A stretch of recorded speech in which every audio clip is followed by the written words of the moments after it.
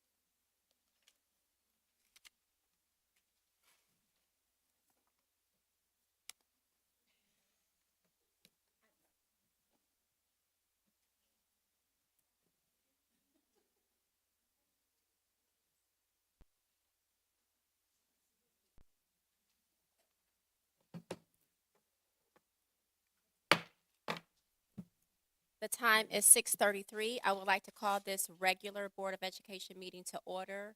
The first item on our agenda is the roll call for those Board of Education members who are present. Trustee Sutton Kennedy, could you perform the roll call, please? Yes, Madam President. Trustee Goodrich. Here. Trustee Fields. Here. Trustee Sutton Kennedy, I'm here. Trustee Townsend. Here. Trustee Espy. Here. Vice President Lee. President Hawkins. I am here. We have all Board of Education members who are present, and the next item on our agenda for this evening is the Pledge of Allegiance. I would like to invite members of the public and everyone who is in attendance to join us in reciting of the pledge.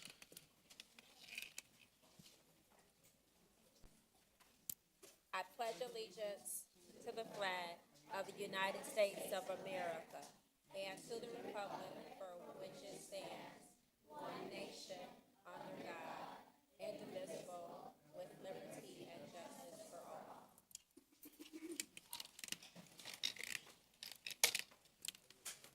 Next, we have the acceptance of the agenda. Is there a motion at this time? Madam President, Vice President Lee, move that the Board of Education accept the agenda as presented. Thank you. A motion has been made by Vice President Lee. Is there support for this motion? Support, Trustee Sutton Kennedy. Thank you. Supported by Trustee Sutton Kennedy. All those in favor? Aye. Those opposed? That motion carries. That takes us now to achievements, awards, and recognition. And at this time, I would like to turn it over to Dr. Zachary Ross. Thank you, Madam President. It's with great honor that I bring up this building principal and her wonderful group of scholars and educators, because this is their first points of pride as a new building in the district, and we're so proud of what they've done. So I'll ask Principal Celeste Green to come and bring whomever she likes for today's points of pride.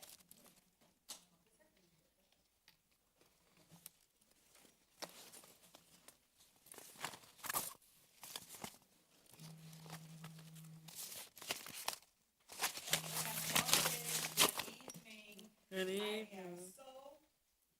Somebody said you're supposed to turn it on. I totally forgot already. We are so happy and so proud to be here today, this evening, for our first Points of Pride, because we are full of pride for Puentes.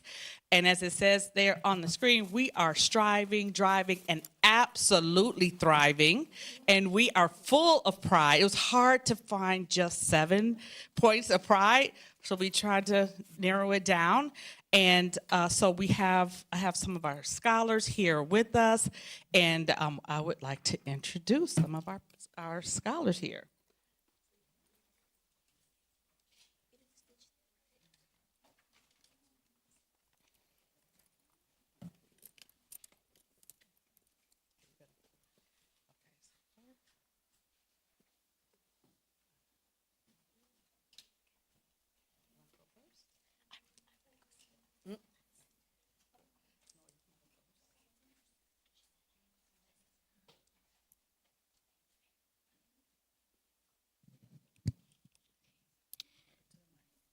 This school means future.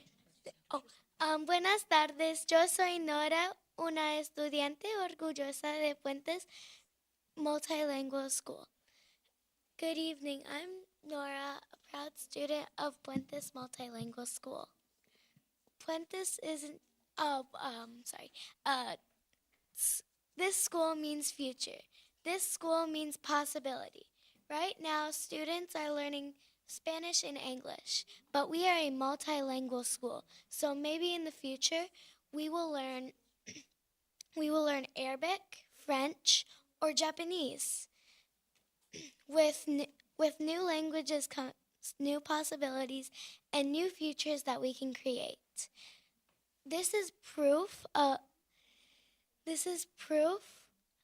our learning experience at Puentes.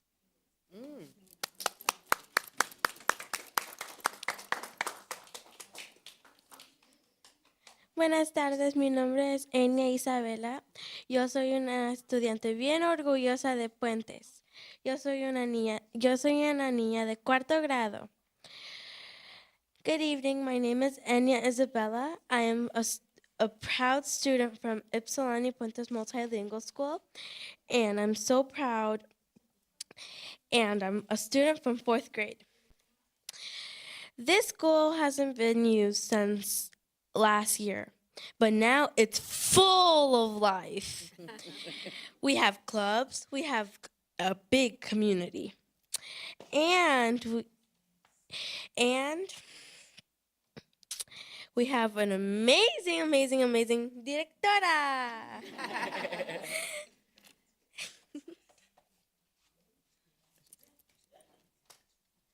And we have a perfect school that can teach us 2 different languages.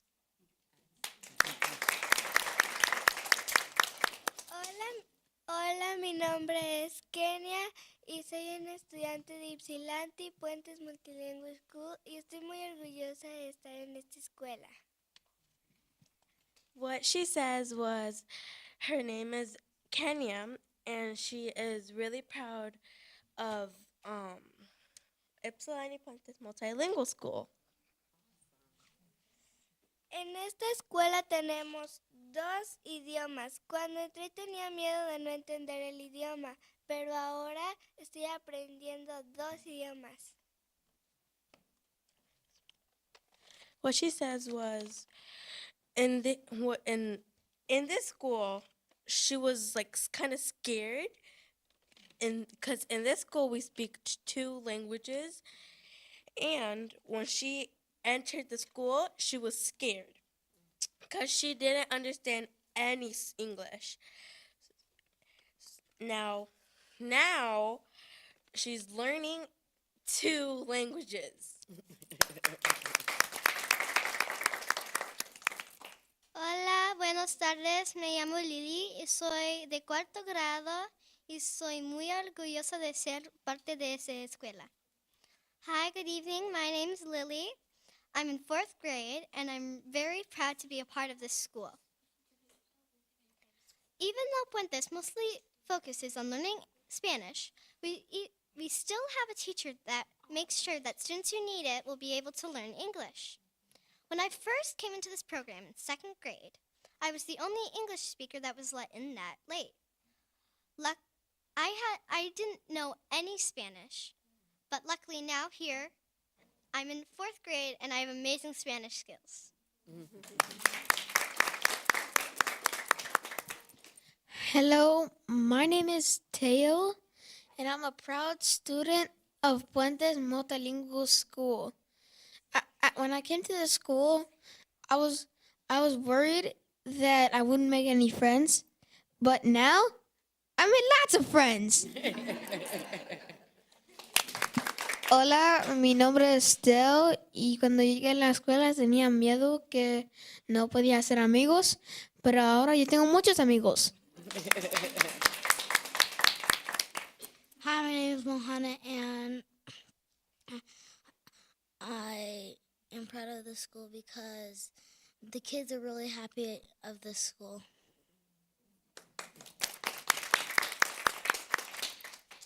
Mi nombre es Mohana y estoy muy orgullosa de esa escuela porque los niños son muy felices.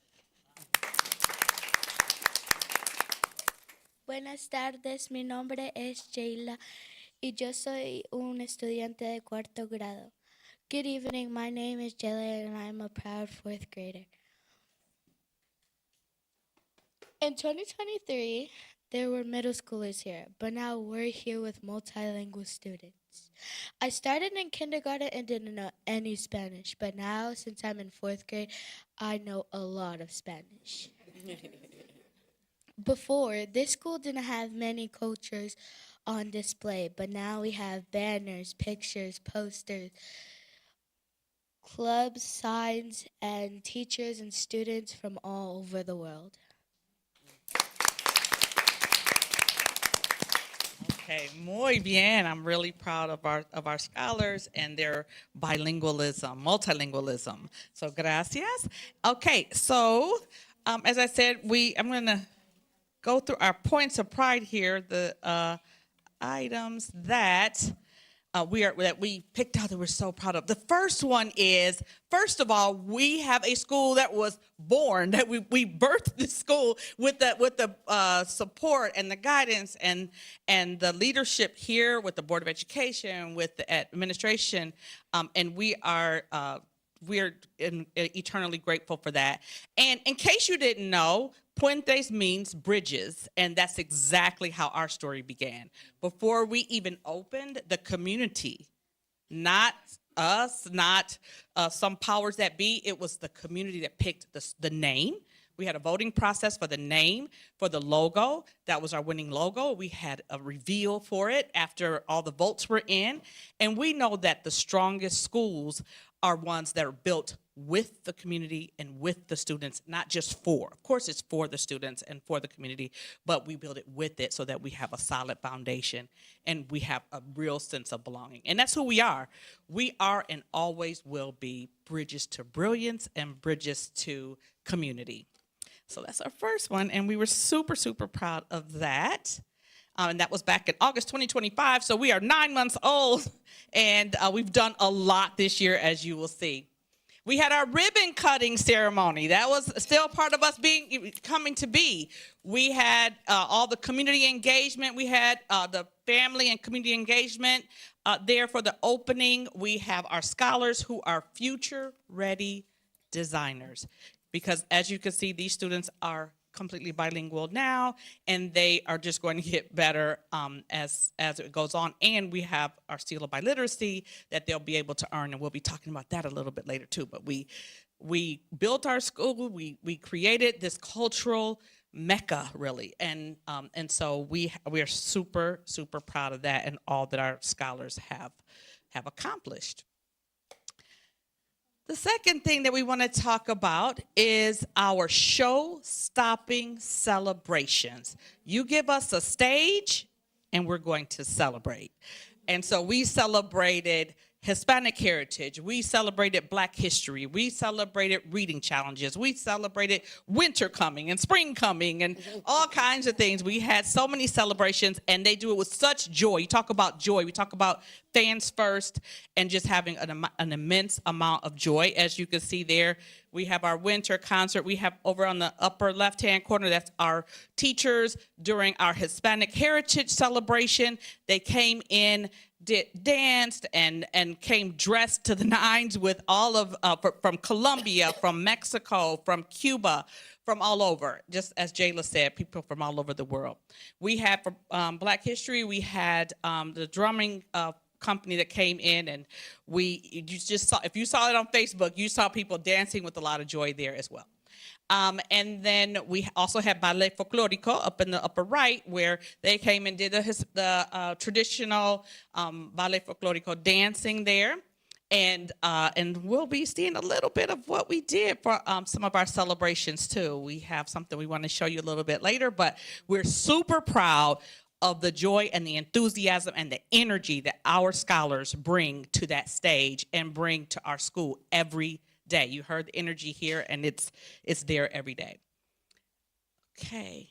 Our third point of pride that we're super proud of is that our Puentes students have leadership opportunities and clubs. So they are lead learners, and leadership starts right here at Puentes. And we provide opportunities for these scholars to lead and serve and belong. And they want to tell you a little bit about what clubs are there that we do that you enjoy. We wanted to just tell you a little bit about which ones. So what clubs do we have that you've enjoyed? Student council, robotics, safety patrol, football, art club. And last but not least, 1, 2, 3. Girls on the run! So much fun!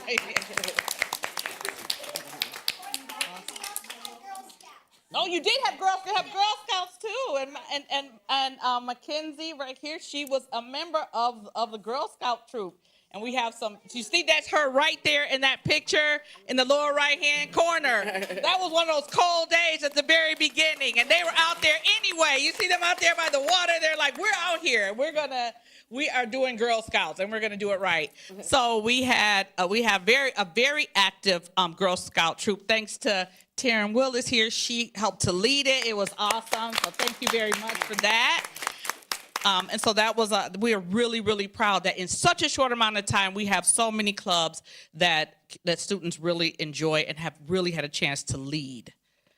Here we have, there's the Girl Scouts right there on the left-hand side. When it was the Black History Celebration, they came out with their vests and they were selling cookies and they were passing out the flyers. They were all about it. They were like, we're here to serve, we're here to lead and serve, be a servant leader, right? So that's what they were doing right there. And in the middle there, that is the Student Council. Miss Miller was head of the student council, and when I say they voted like for real. They had the boxes, the ballot boxes, and they had little pictures on it so that the youngest kids didn't have to know how to read. They could just see the picture and circle who they wanted, counted up the votes. It was a fair election, and we had our president, vice president, and committee lead right there in the middle there. And that's Nora and Lily are part of student council, and Mr. Giancarlo is the president actually. And then they talk about Girls on the Run, so much fun right there. They made their poster. They're out there like Somos Inteligentes. They did our little chant out there, and we were louder than anybody else. And everybody knew who Puentes was, okay? It's like, we did well too. We ran it. I didn't. I walked, but that's okay. That's okay. We made it to the end. Okay. And also, guess what? We have published authors. All this we've done in this first 9 months, this first year of school. So we have two of our third graders here who are two of the published authors. And if you see, our third grade teacher, she had a whole reveal. Like she had the balloons and she had a red carpet, and it was like they were movie stars. They were celebrated for being these published authors. And so these two want to tell us just a little bit about their book.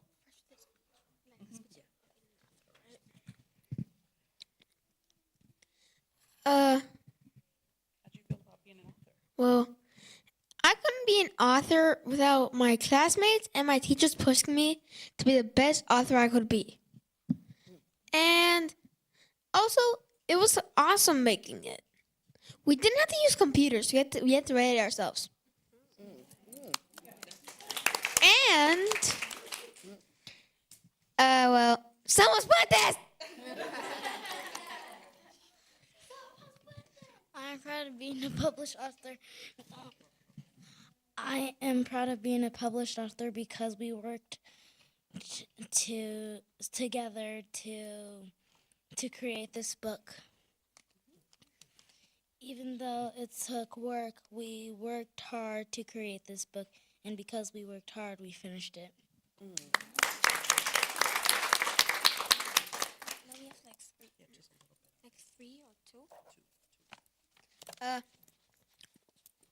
Here are 2 things I wrote about in my page about Argentina.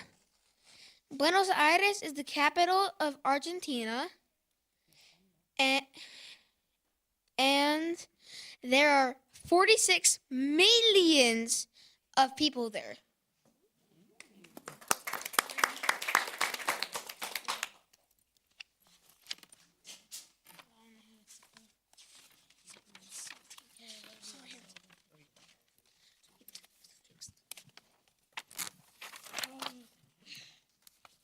Chile is the largest and widest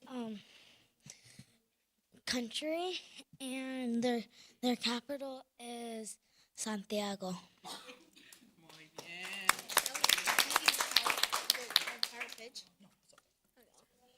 Okay, and so this book was called, it's called Raíces Latinas, and it's basically a book about a lot of different Spanish-speaking countries. Some students picked the country they were from, and if they weren't from a Spanish-speaking country, then they picked one that they wanted to write about.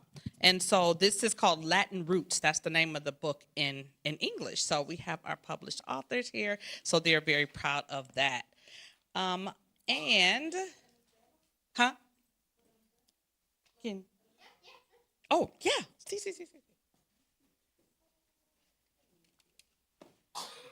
They have beautiful illustrations in there too.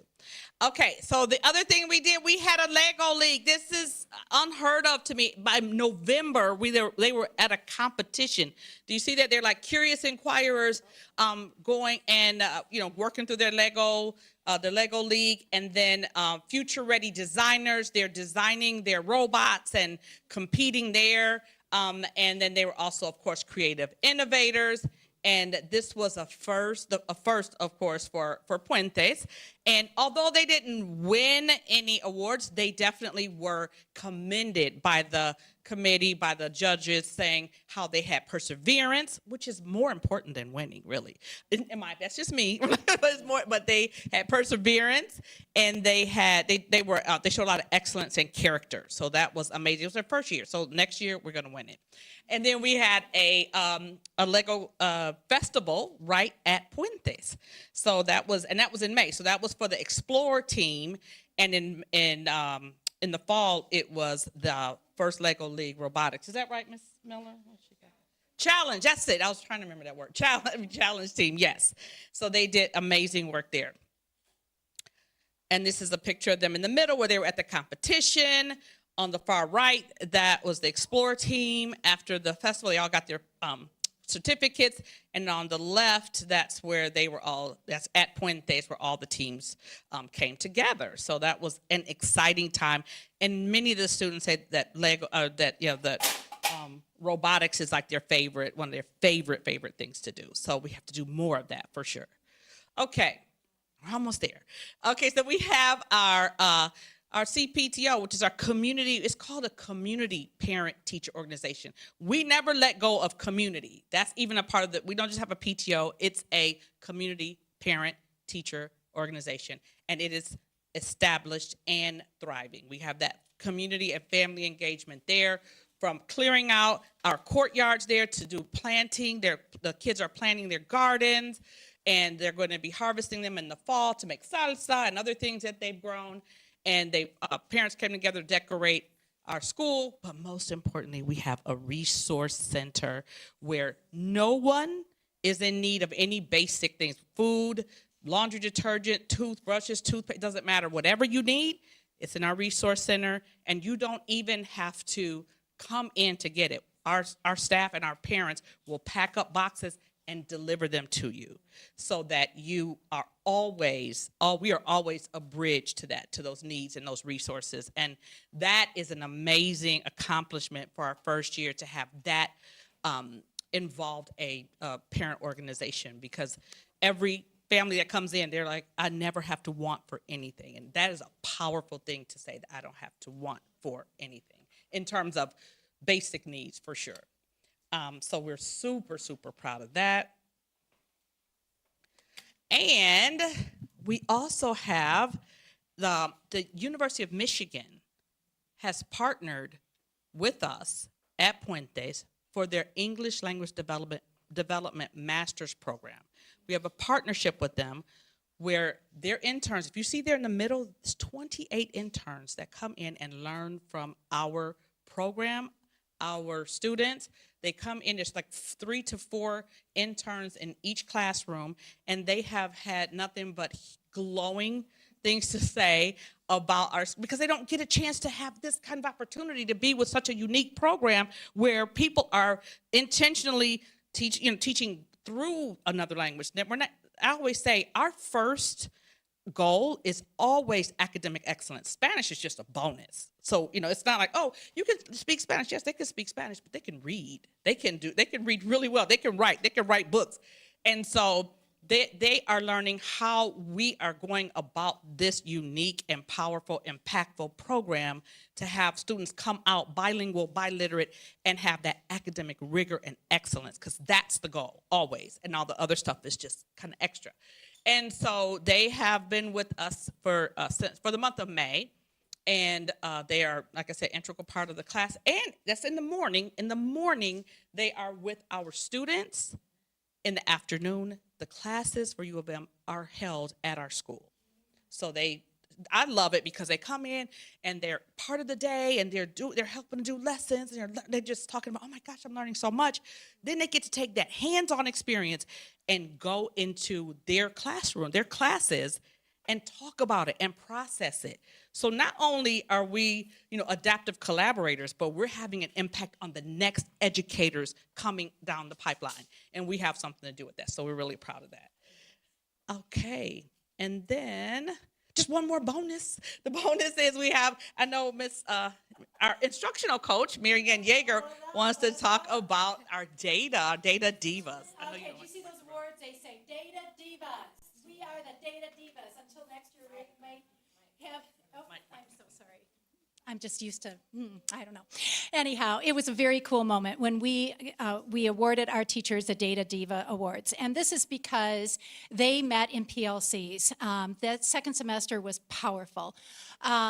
Never use an acronym. Every day is a language lesson at Puentes. I said, we're going to do PLCs. And then they came to the first meeting and they said, we've been Googling this. We think it's a PC, like a plumbing part. Marianne, what are we doing here? And it was just another moment where we said, okay, we got this. They raised, together, working together with that synergy and that excitement, taking ideas from each other, blending the ideas, tweaking, modifying. Every week we would meet.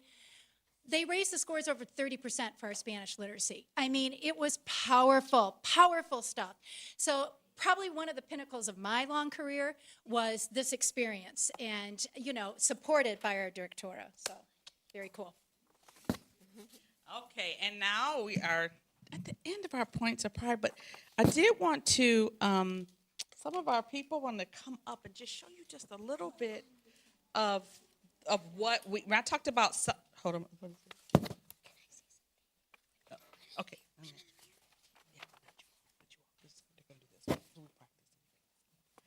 Okay, so what we're going to do, you can stand right up here. We talked about celebrations. We celebrated today too, because it's the last assembly. We do our assembly every Monday morning. And we're facing that way, guys. We're facing that way. Yeah. Yes. All right, perfect. And so we celebrated the last week of school and our last assembly. Our teachers were up there performing for our students. It was a switch. I wish I had a video from it. It was amazing. And they came out to the crowd and all that. But when we did our celebration for Black History, we did a little song, and so you guys can get into position there. Oh, Mr. Harlem, can you come here, please, and introduce yourself? Here. Hola a todos, mi nombre es Harlem y yo tengo una canción es muy bien y mi tiene una canción muy muy bueno y yo tiene muy bien. Muy bien, Harlem. Just gonna be right. Just a second. I gotta make sure we get this right. Okay, 1 second. Louder.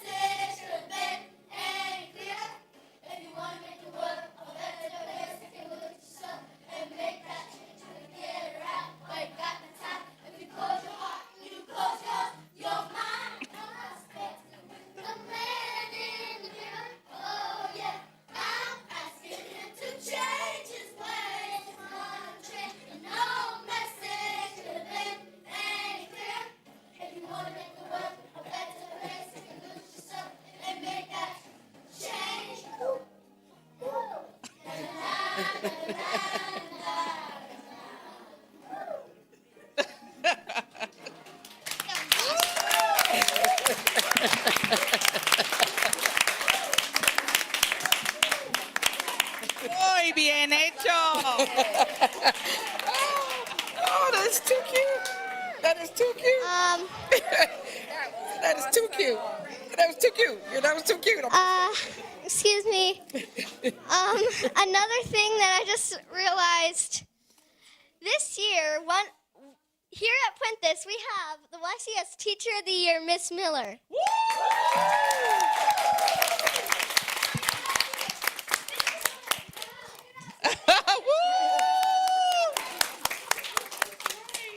Well, thank you so much. I hope you enjoyed that. But we are super, super proud of everything that's happened at Puentes this year. And thank you so much for your support.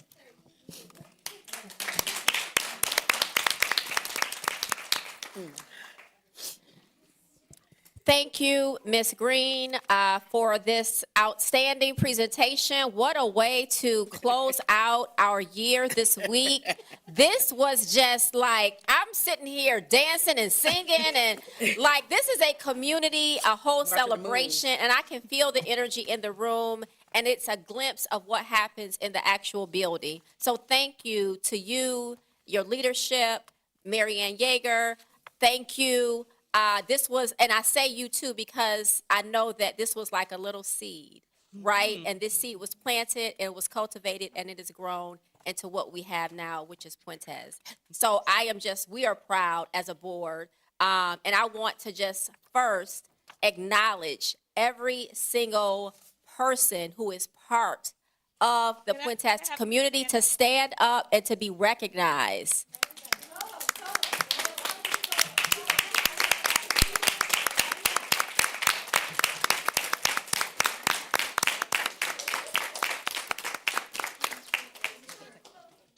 We are incredibly grateful and thankful for our parents, our caregivers, our educators, our leadership, our community supporters. This does not happen without everyone coming together to make sure Puentes is what it is. I want our scholars to stand up and be recognized because they brought it.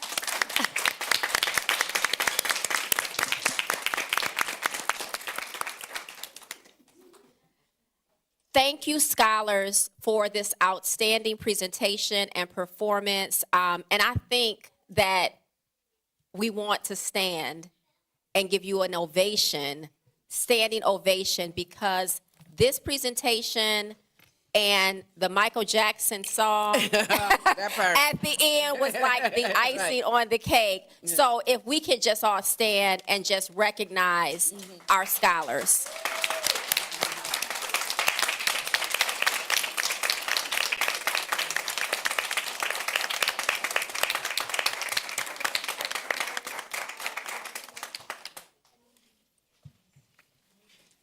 Thank you, thank you, thank you. I would like to invite, if there are any board members who have comments or questions at this time, and I don't know how you all got this in here, but it is absolutely.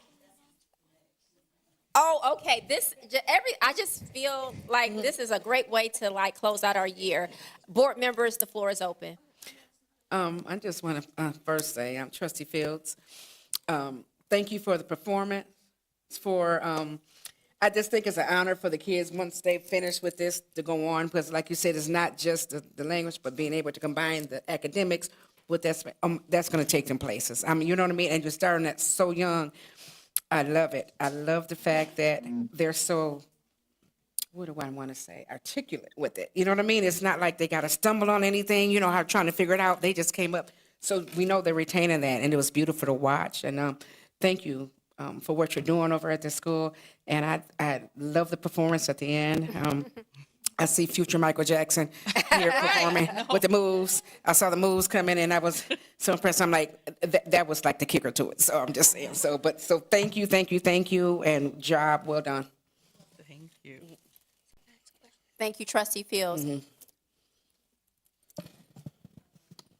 Trustee Townsend, I would just like to really say kudos to all of the students. You all do a fabulous job. And I love the fact that you are not shy.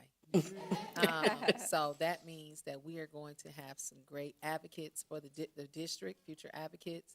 And I would like to do a special thank you to all of the team and the parents. And this is what success looks like when you work together as a team to support students. They will strive and do great things, and this is just awesome. I know a couple of these babies before they were even here, and it's just amazing to see what little leaders they have turned into, and it's just a great thing. Thank you. Thank you. Thank you, Trustee Townsend. Trustee Sutton Kennedy, I just wanted to say thank you for sharing all of the impressive things that Puentes has done and accomplished over this school year. We know that this is just a sample of all of the things that you all are proud of. And I specifically wanted to ask our educators that are here, our staff, and teachers to please stand so that we can recognize you specifically for being here after school hours to support the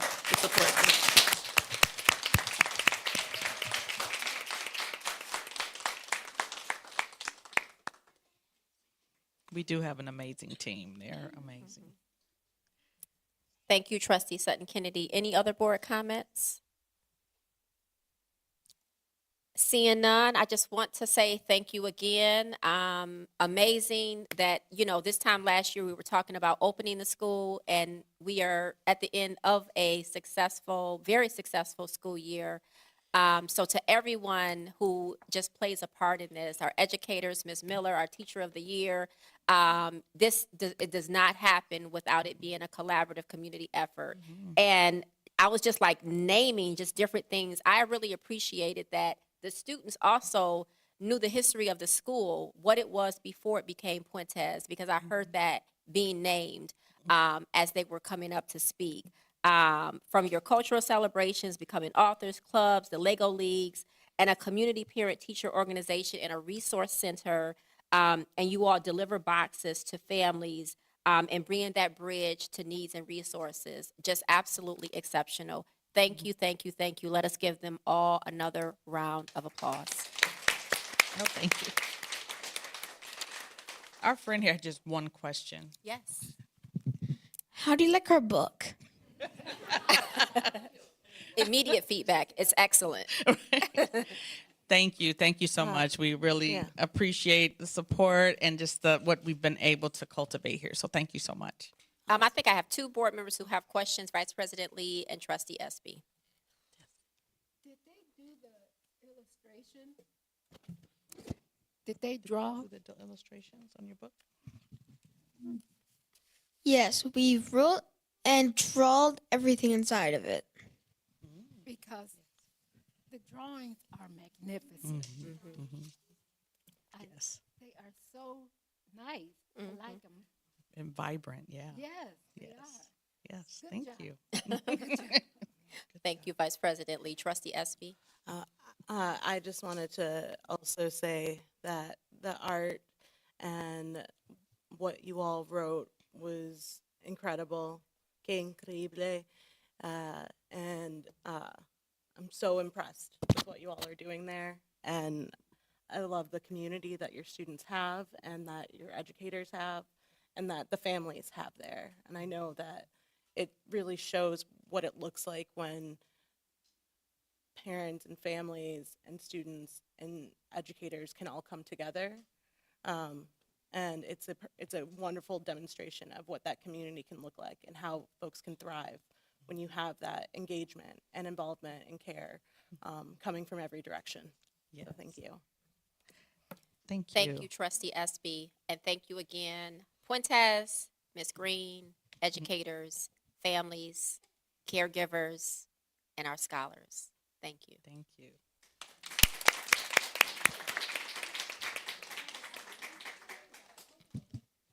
Thanks to you too.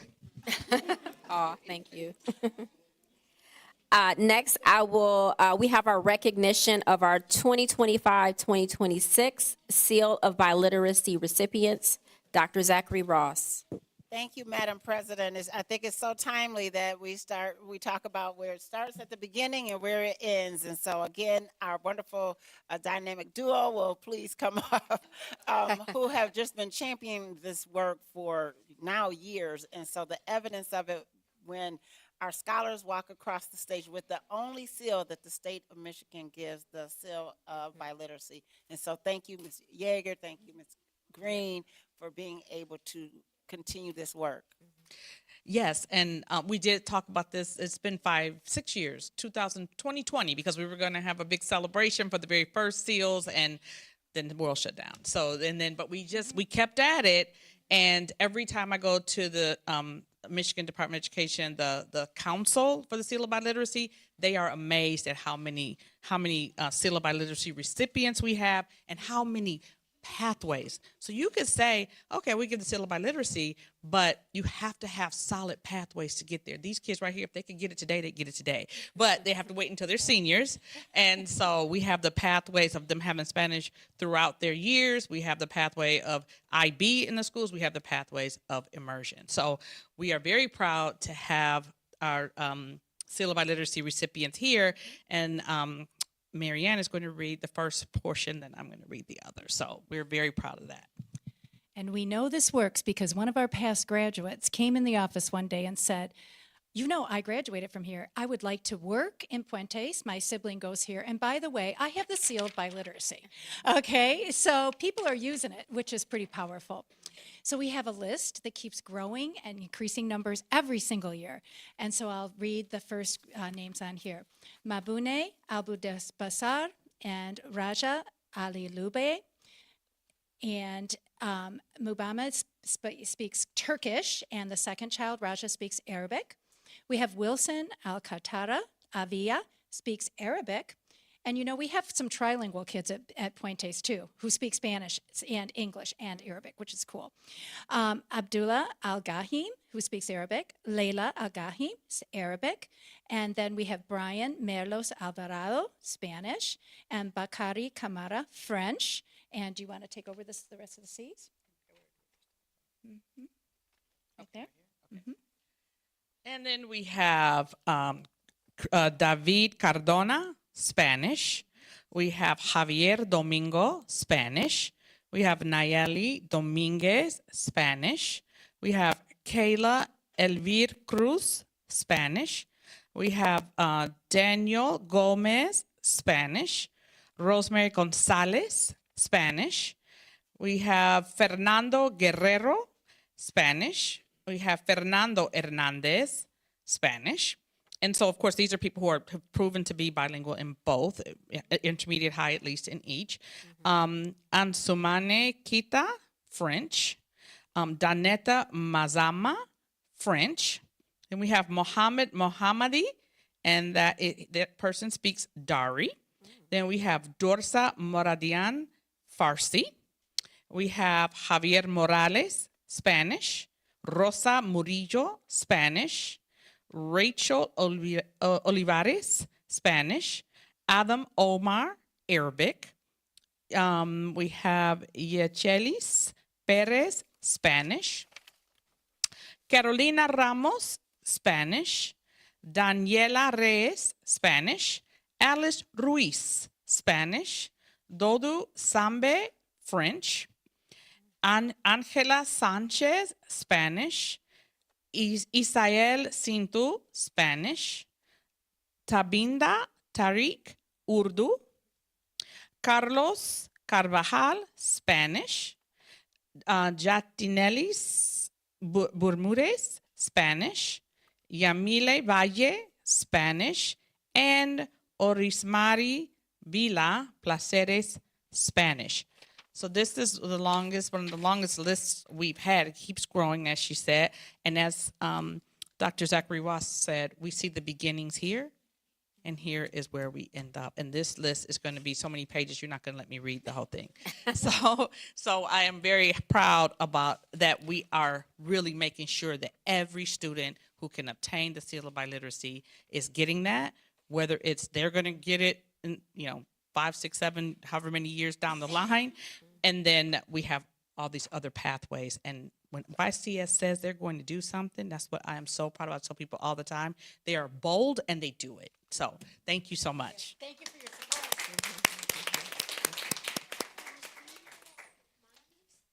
Thank you again, Ms. Green and Ms. Yeager, and let us give this Seal of Biliteracy recipients another round of applause.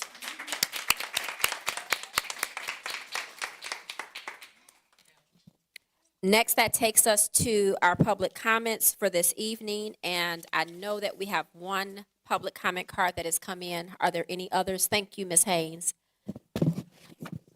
We have two.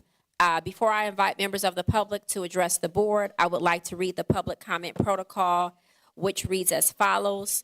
Pursuant to Board of Education Policy 0167.3, the board recognizes the value of public comment on educational issues and the importance of allowing members of the public to express their views. Please limit statements to 3 minutes in duration. Participants shall direct all comments to the board and not to staff or other participants. No person may address or question board members individually. Remarks shall be made in a respectful and professional manner. Jeremy Haley.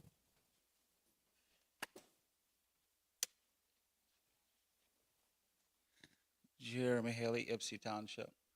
As some of you may know, between the Ann Arbor City Council, Mayor, and the Washtenaw County Board of Commissioners, they approved a $300 million transformational TIF project, which is capturing taxes that go to the schools, WCC, and other services for people and stuff for the county. And I don't know how much you know about that or not, but it's the largest within the state. And the next largest, or the largest, is going to be Water Street in Ypsi, because it's bigger property. Now that developers have seen that they're willing to do 300, guaranteed that one on Water Street is going to be 500+ million on that one, and y'all ain't going to see nothing on that one either. City of Ypsi ain't going to see nothing on it, and it's all in desperation for housing. I know you all, deal with education, but housing and education kind of go together a little bit. And this is where you guys need to kind of step out of your wheelhouse and talk to the people who are voting for this crap that you probably voted for, if you live within the city, or especially the county commissioner. I know my Commissioner Hodge voted for it, and he's proud to have 200 extra homes at the cost that the kid at the cost of the kids. I don't think that's a fair cost. And I don't know how much you know of how those work or not, but basically that property on Arbor South is going to be captured and stayed at $7 million, what it's worth now for the next 30 years. Even though that value of that land will go up in the next 30 years, it will be only taxed at $7 million. And any gain in that taxes goes straight to the developer, which is he's using to leverage to get the loan, which most people don't realize. That's how he's getting the loan. And it's money given to the developer for 1,000 new apartments. And I bet you 75% of those apartments are going to be for U of M students, like almost every other big building in building. And they are building all these transformational brownfields all across the county. It's just not this one. You have to address them all. Manchester's built one for $430,000, $450,000 homes. That's how much they're worth. The average median income in Manchester is $87,000. Doesn't even meet the cost for anybody in Manchester to move into those homes they're building under that. Yes, they built Dorsey Estates, but primarily all this brownfield transformational brown stuff is happening in the city and Ann Arbor. I think as the board, you all should take a stand, and all the other boards take a stand against this, because they're going to keep doing it, and it's going to cost you. It keeps adding up. Thank you.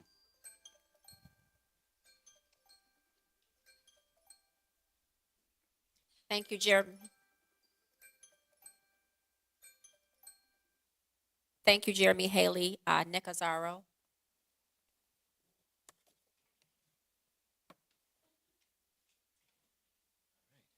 Good evening. Good evening. I will not be singing Okay. That was an amazing performance.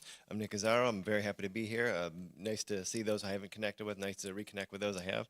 I'm here to talk about the Ypsilanti Future History Project, which is the art you're seeing around you. For the last year, I've had this amazing opportunity to work with every school in the district, every art class, well, just about every art class, and some social studies, delivering Ypsilanti history as prompts for students to respond to. The biggest piece being the mural, which tucked away back there on the table is the actual mapping out of the mural, so you can see the faces. There's 10 people relevant to Ypsilanti's past that are very important monumental people relevant to Ypsilanti's past that are featured here. I designed this mural that's 30 feet long, 7 feet tall, cut it into 210 squares, gave 20 to 30 students at each school, with the exception of Ford and Perry. Those are the only two that weren't involved. A tile to populate. They didn't know what this overall mural would look like. I just want to put that out there. It was meant to be, as you see it, this beautiful mosaic, but behind all of that are the faces. There are several other projects present in the room, one involving the Ypsilanti Armory, which was a lot of fun to dive into there, giving kids the opportunity to make masks, about a kind of retrofitting a masquerade party in this building that touched the lives of so many. There's one, the telephone in between that gets overlooked has recordings of student voices. I asked a lot of students and anyone willing to respond and be recorded. The question was, how did Ypsilanti get its name? And the answers are amazing.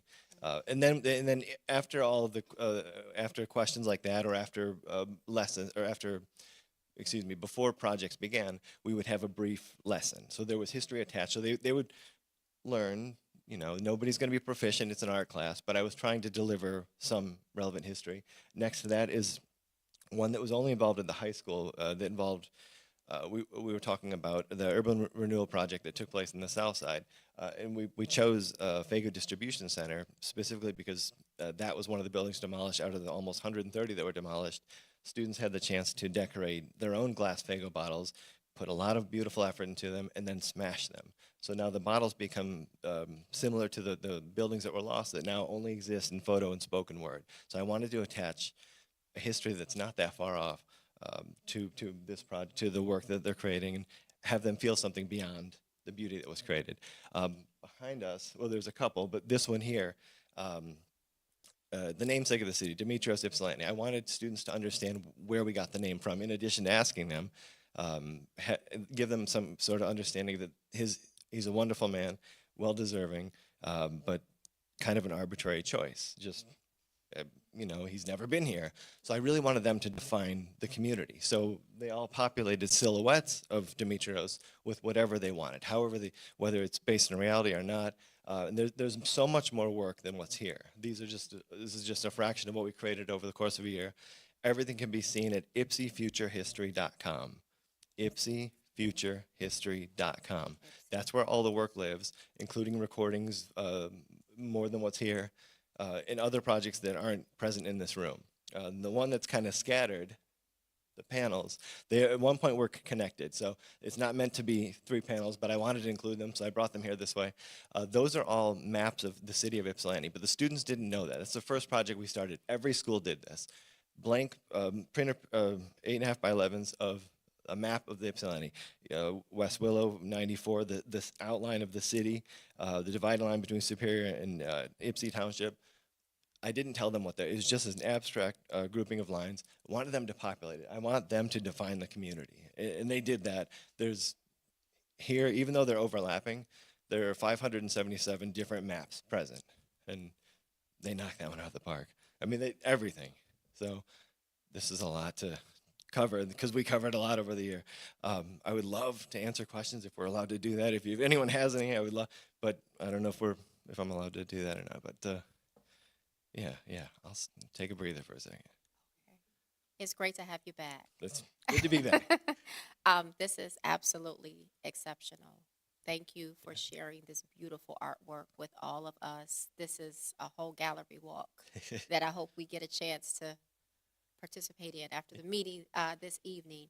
But I will open it up, Mr. Azaro, for any questions board members might have or comments. So thank you.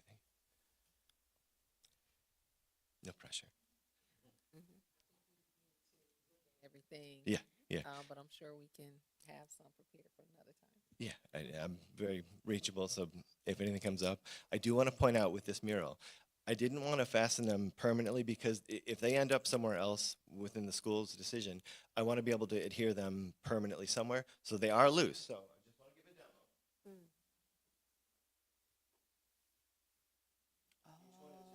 They hold together with the texture. My point of telling you that is don't shake the wall. Okay, we will not. But they're very easy to put back up. I didn't want to make them permanent here in case you want to move them somewhere and or we could situate them differently.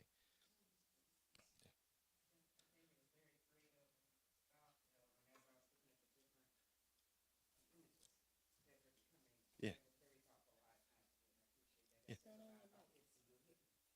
Your pinpoint, I'm sorry, I have this bad habit, but it's really well done and thoughtful, and I'm glad that so many, it's a vision from different people's version of, and once you put those different visions together, you create a picture. That's the idea, and I just love how that came together and how it looks, and hopefully sit around, and I'm impressed with all the different names of the people that I know in there, and I'm like, oh my God, I forgot about them, and it's so nice, so it looks like there was some truly thought put into it, so thank you. Thank you. As much as I could, I wanted to get as much research, and there's so many more people out that need a mural.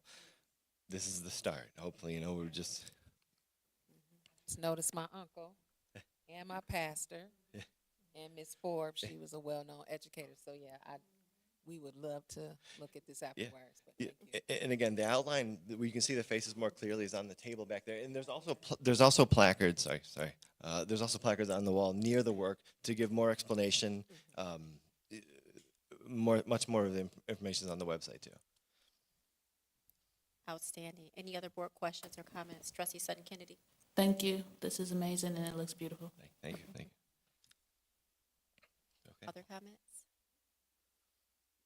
Well, we know you have a heart and a love and a commitment to this community, and you've been here for many years, and we know you left and you came back, and we're just, you're deeply invested, we know, in this community, and this project has really come to life. So thank you for sharing this with us. I know that Dr. Zachary Ross has some comments that she would like to share. Thank you, Madam President. I just want to first acknowledge Nick Azaro because we had a 99D grant that was able to pay for this to be done. And he was able to hear the vision that was just written out and really bring it to life and work collaboratively with the teachers, with the scholars, with the administrators. Next, he also had this on display at the Riverside Art Museum, and a lot of our scholars, they just felt so proud, just like today with the publishing the book, they felt like they really were on display and really appreciated that this work was there. While at the museum, he talked about where we're going to put this, and you have the board meeting today where people can see it. There's the community meeting later on this week, and then through that last board meeting. So there will be many opportunities for not only the board, I felt like the work was so well done, and our scholars have put in so much work. We know that not many had gone to Riverside Art Museum, so people could be able to come here if he was willing, which he did. He brought it himself to bring the projects. I thought maybe one, and then I came back and it was like, oh, he did all of the things that we asked. And we want to make sure that the scholars' work, his work, is honored. So we intentionally brought it during this time so that it could be seen multiple times by the public because the work is really wonderful. He is looking for permanent locations, and I thought, well, the administrators could see it, John could see it, and we could then think of those locations. It wouldn't just be he and I standing there deciding where it would go. So just really thanking him and the scholars and the teachers who co-labored together to be able to really envision what this could be, and he really delivered. So thank you. Thank you for this opportunity. This was a lot of fun. Thank you again, Mr. Azaro, and a huge thanks to, as Dr. Zachary Ross mentioned, to our amazing scholars, because I know this was a collaborative project, and with our educators and everyone else who was involved. So thank you for sharing this beautiful work with us. Thank you. Next, that takes us to our presentation for this evening, which is our 104H Goal Setting Requirements. And I will turn it over to Dr. Zachary Ross to introduce not just that presentation, but the one that follows, which is our 2026-2027 Course Catalog presentation. Dr. Zachary Ross. Thank you, Madam President. We know that it is required that this 104H goal setting presentation be done one of the last board meetings of the year as soon as we receive our data. So Dr. Lopez has collected the required data for this document. We know there's other data that our teachers collect for their evaluations. This is what is required through Michigan Department of Education. So he will highlight that. And then following that, it's also required to add any courses that are being added for next year be approved at this board meeting. And so Dr. Lopez has brought information about the courses that will be added to our course 2026-27 course catalog. Thank you, Dr. Lopez. Well, good evening, Board President Dr. Hawkins, Board Trustees, and Superintendent Lisa Zachary Ross. As you know, every year around this time of the year, I'm required by state law to make a presentation to the school board based on the 104 goal progress, our progress made. As you know, we use the NWEA. So one of the biggest things for us is to make sure that we're, so I'm going to give a 5-minute presentation because I know you have a lot of questions and I can answer your questions. So in the speed of that, I'm going to be jumping around really quickly. But right now, again, this is what's required. And so, as you know, we work within our goals. And as we have a middle and the end of the year, and we're at the end of the year where we have to present to the board. And so our takeaway today, I want to make sure because we made some changes and some improvements, and I want to make sure that we hit those. But when you look at this, our overall scholars proficiency growth as measured on NWA continues to improve over time. Our overall scholars proficiency and growth, as you can see, it is increasing. As you saw, if you read through the data, you saw that there were significant increases in many areas or increases in general. Our united effort to support scholars during their critical transition year from 5th grade to 6th grade and from 8th to 9th grade have led to remarkable improvements over time, over the past 2 years, as demonstrated with noticeable gains in reading scores. This suggests that our Title I ambitious teaching curriculum that we're using, HMH, ELA reading, when delivered with fidelity or with integrity, works for our scholars, high rigor with high support. So one of the things that I want to remember the gaps that were happening between those transitions, the work that we've been doing from our teachers to the coaching to the mentoring, all those supports are paying off because now we're seeing less of a big impact. It used to take that when the 5th graders went to 6th grade, it would take 2 years. And now the transition is becoming more smooth because of the intentionality of the work that we've done. Okay, so looking at takeaway 2, our overall proficiency and growth for all the following groups, as measured by the NWA, continues to improve over time. We saw, again, an overall, our scholars' proficiency and growth in our special education scholars continue to keep pace with the general education counterparts. Our overall scholars' proficiency growth for our multilingual learners also continue to keep pace with their general education counterparts in reading. And our overall scholars' proficiency for growth for our African American scholars continues to increase in both reading and mathematics as measured by NWEA assessments and norms. The next page, pretty briefly, our third thing here is our teachers continue to deliver high quality instruction with integrity and intentionality, significant empowerment by being intentional in teaching our district's Tier 1 ambitious teaching curriculum with integrity supported by Tier 2, Tier 3 interventions. That will continue to show more growth as we go in their learning, deeper learning, and et cetera. For our 26-27 school year, one of the things that we have committed to looking at our data, et cetera, is to make sure that all our schools are really placing stronger focus on data digs, data walls, data talks, and data walks. And we saw significant gains with the Reveal program in relationship to implementation this year from the commitment from the teachers. So we committed again for the next 2 years. And the beauty of that is that the coaching, the mentoring the teachers are receiving is being impactful. What we saw that normally when you implement something for the first time, there's always a little pushback. And in essence, this year has been really an embrace. It takes a little bit of time, but on the other hand, we're working with our teachers and we'll continue to move us forward.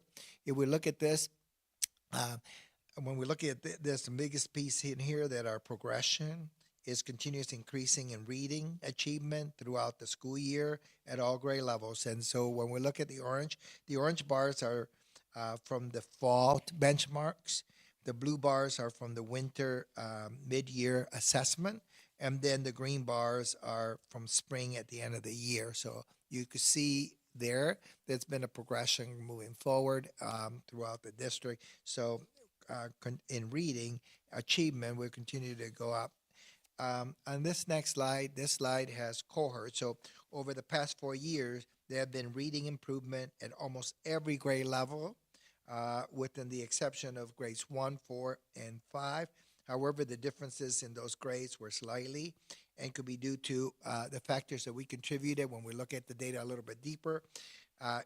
Challenges with chronic absenteeism for some of these students, behavior and illness have been some of the things that we've looked at when we're looking deeply to some more data. As we look at this page, the spring reading achievement assessments for all cohorts, each of these columns represent a cohort of YCS colors with expected graduation year shown, with the darkest green showing the NWA reading achievement for the current school year. These show continuous improvement in reading over the years. You might notice that there was a slight dip in reading achievement last year for the class of 2031. Last year, they were the sixth graders transitioning from elementary school to the fifth graders transitioning to middle school, which historically been difficult time. But you can see that this year the reading improvement has more than recovered, and this is the big place for celebration.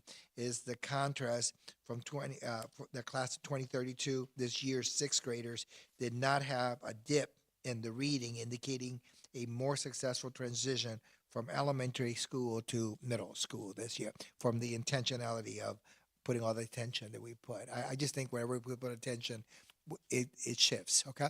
So here on this particular slide, as you know, the orange bars represent reading growth from the fall to the previous school year to the fall of this year. And the blue bar are the fall-winter growth within the current school year. Fall to spring reading growth was average or higher for all grade levels in the district. I'm going to jump in from 2 slides so I could go to the slide I need to go now because I could jump in. This slide is important because, you know, we've been trying to move the students from one level to the other. And so there will always be some variability in both achievement and growth, but the variability usually centers around some baseline. For YCS, growth has recently been around the 40th percentile overall, but to see measurable improvement in achievement, at least comparable with the national averages, we need to see more growth. Baseline, as I mentioned, in the 50% or higher. Based upon the data, we made some intentional instructional moves that requires us to leverage the funding that it was awarded to the district curriculum implementation in the following ways. We implemented Reveal, Math, ALEX, and the SIS, Math for Teachers intervention. We implemented the structured literacy in K2 in place of Foundations and Phonics First for dyslexia screener. A full implementation of Amira and HMH reading in grades K5 and the use of Beable. And now coming this next year is looking at Beable with a component of ELA that's going to be embedded right into HMH and the merger of those two things. The reality is, as we continue to move forward, we're looking at shifting. We have to constantly shift based on our students so we can move them to the next level with intentionality. The beauty of that is from a teacher perspective, I want to be very clear that the new curriculum platform initially takes time an effort to learn and implement with integrity. By our teachers being enthusiastic and working with instructional coaches side by side, that's making a big difference because it's moving that faster. Okay. The other thing, from a student's perspective, the curriculum with higher expectations requires more effort and attention, and their whole perspective is teachers sharing the airtime so the students are actually demonstrating their learning. So in essence, in this district, it's a commitment to students driving their learning, and so we are very intentional with that work. We appreciate our teachers for helping to identify and select these rigorous tools and be part of this journey with us. But as we move forward, we want to make sure we continue to adjust for improvement, but we also know we can't do that without coaching, et cetera. In math, when you look at this, math achievement increased throughout the school year for the school for all grade levels. On this slide, as reading, just like reading, most grades have shown, and mathematics have shown improvement. As Reveal Math now use both elementary and middle school come to alignment, we can expect more improvement in grade 5, 6, and in the coming year as we continue to do this. In this slide, the sets of columns show spring NWA math achievement for scholars cohorts for their expected year of graduation grouped over the past 4 years. Unlike reading, these were a slight dip in math for scholars for that in that 5th and 6th grade, evidence from last year. But as this year's students go into there's going to be a better improvement because of the simple reason that our students have been exposed to SIS and those measures.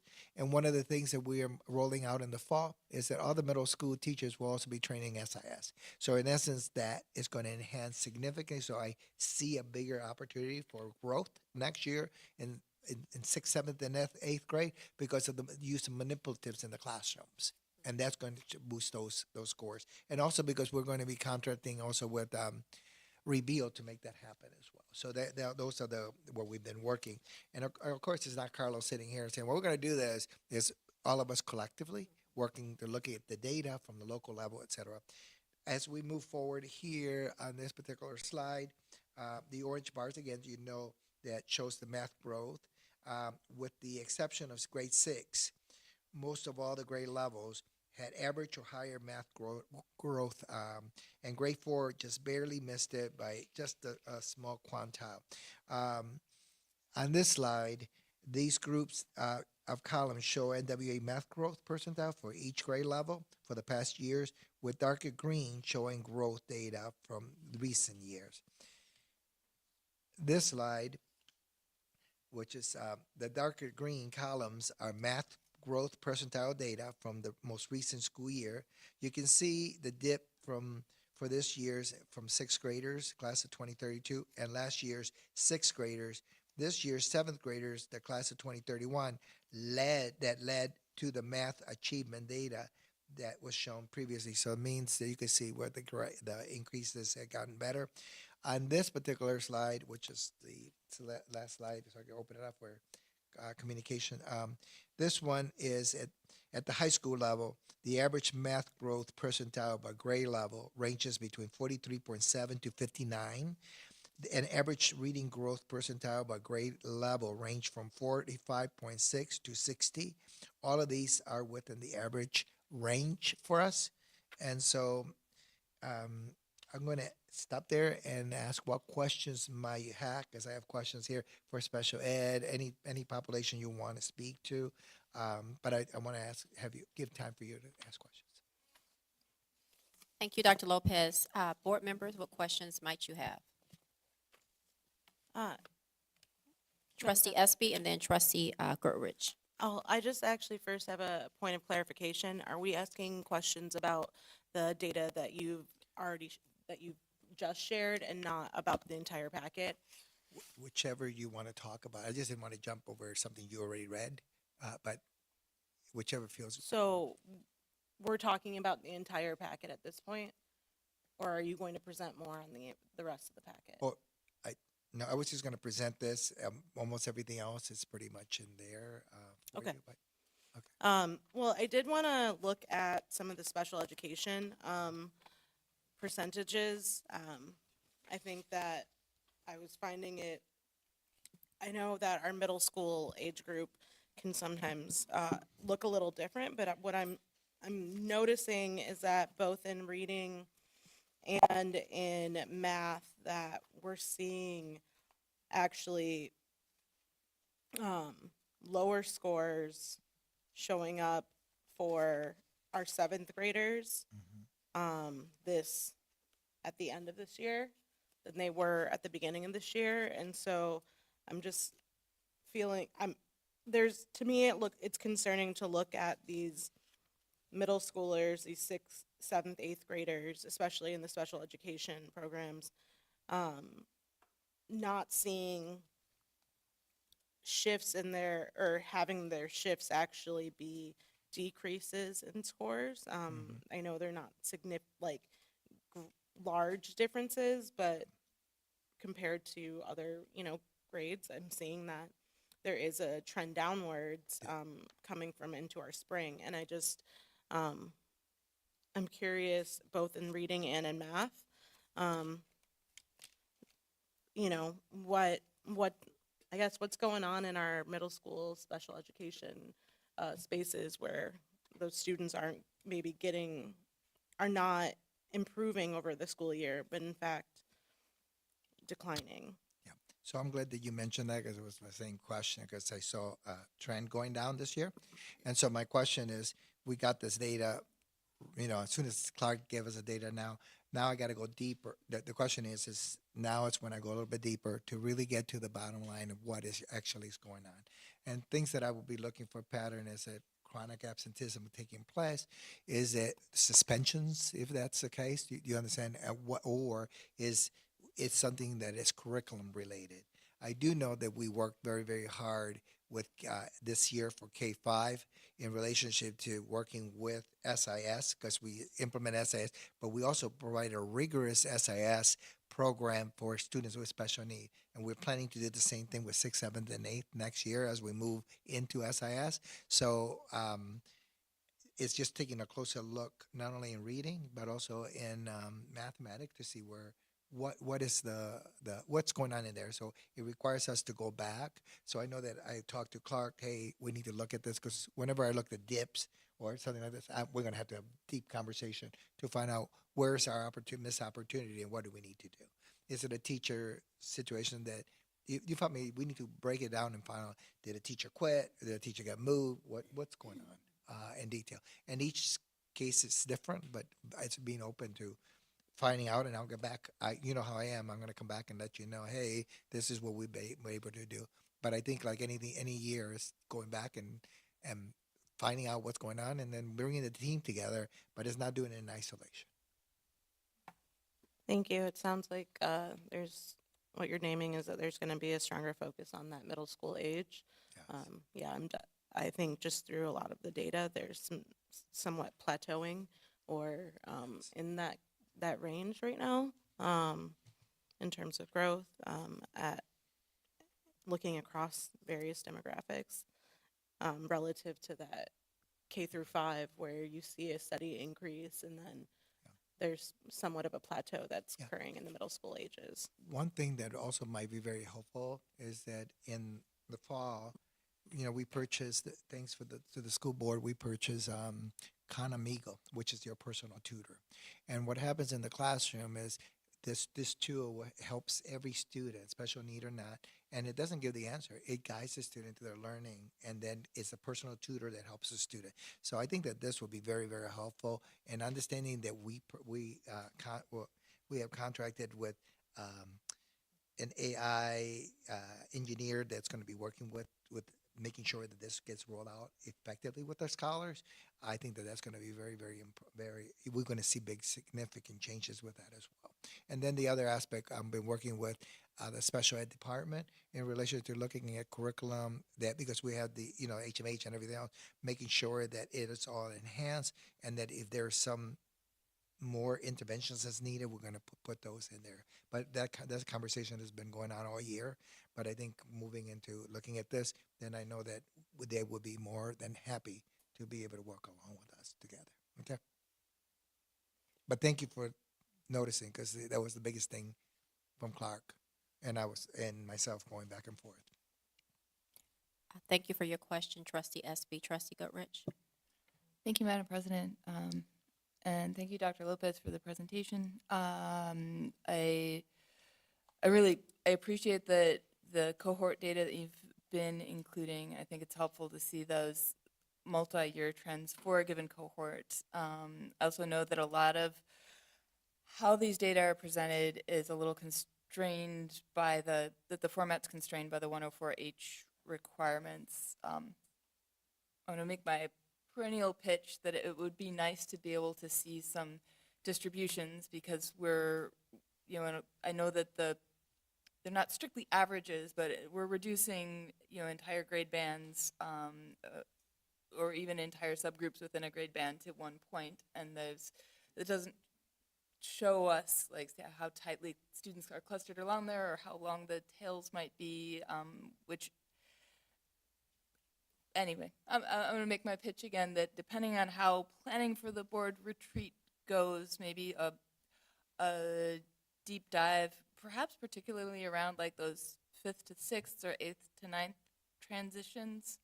So we've been able to watch the cohorts, but actually being able to see what's happening at those transitional years over a number of years, maybe with the context of when some of these curricular implementations happen would help us kind of see how the district's investments are playing out in our achievement and growth data.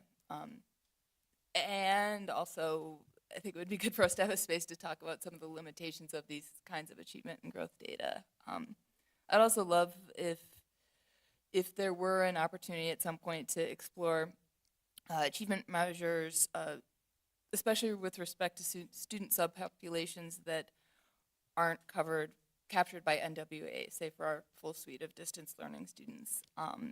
And yeah, I'd love to understand a little more how you're analyzing and teasing out the role of absence and illness in some of those places, like where you saw the dips in 1st, 4th, and 5th grade growth.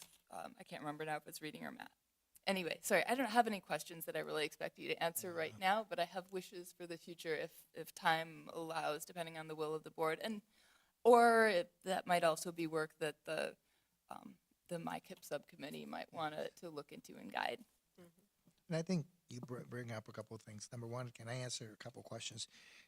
If you look at this data, you notice that 6th, 7th, and 8th graders also at the learning online also were, and I'm pretty sure you look no different. I mean, and so my question was, what's going on here, right? And then, but that one was easy to figure out because when we looked at it, what's challenging is some of the students in the middle school mid-year get transferred late in the year into that school right before the assessments. And these were students that at sometimes when we're looking, then when they would transition to online, disappear for a while and then pop back in.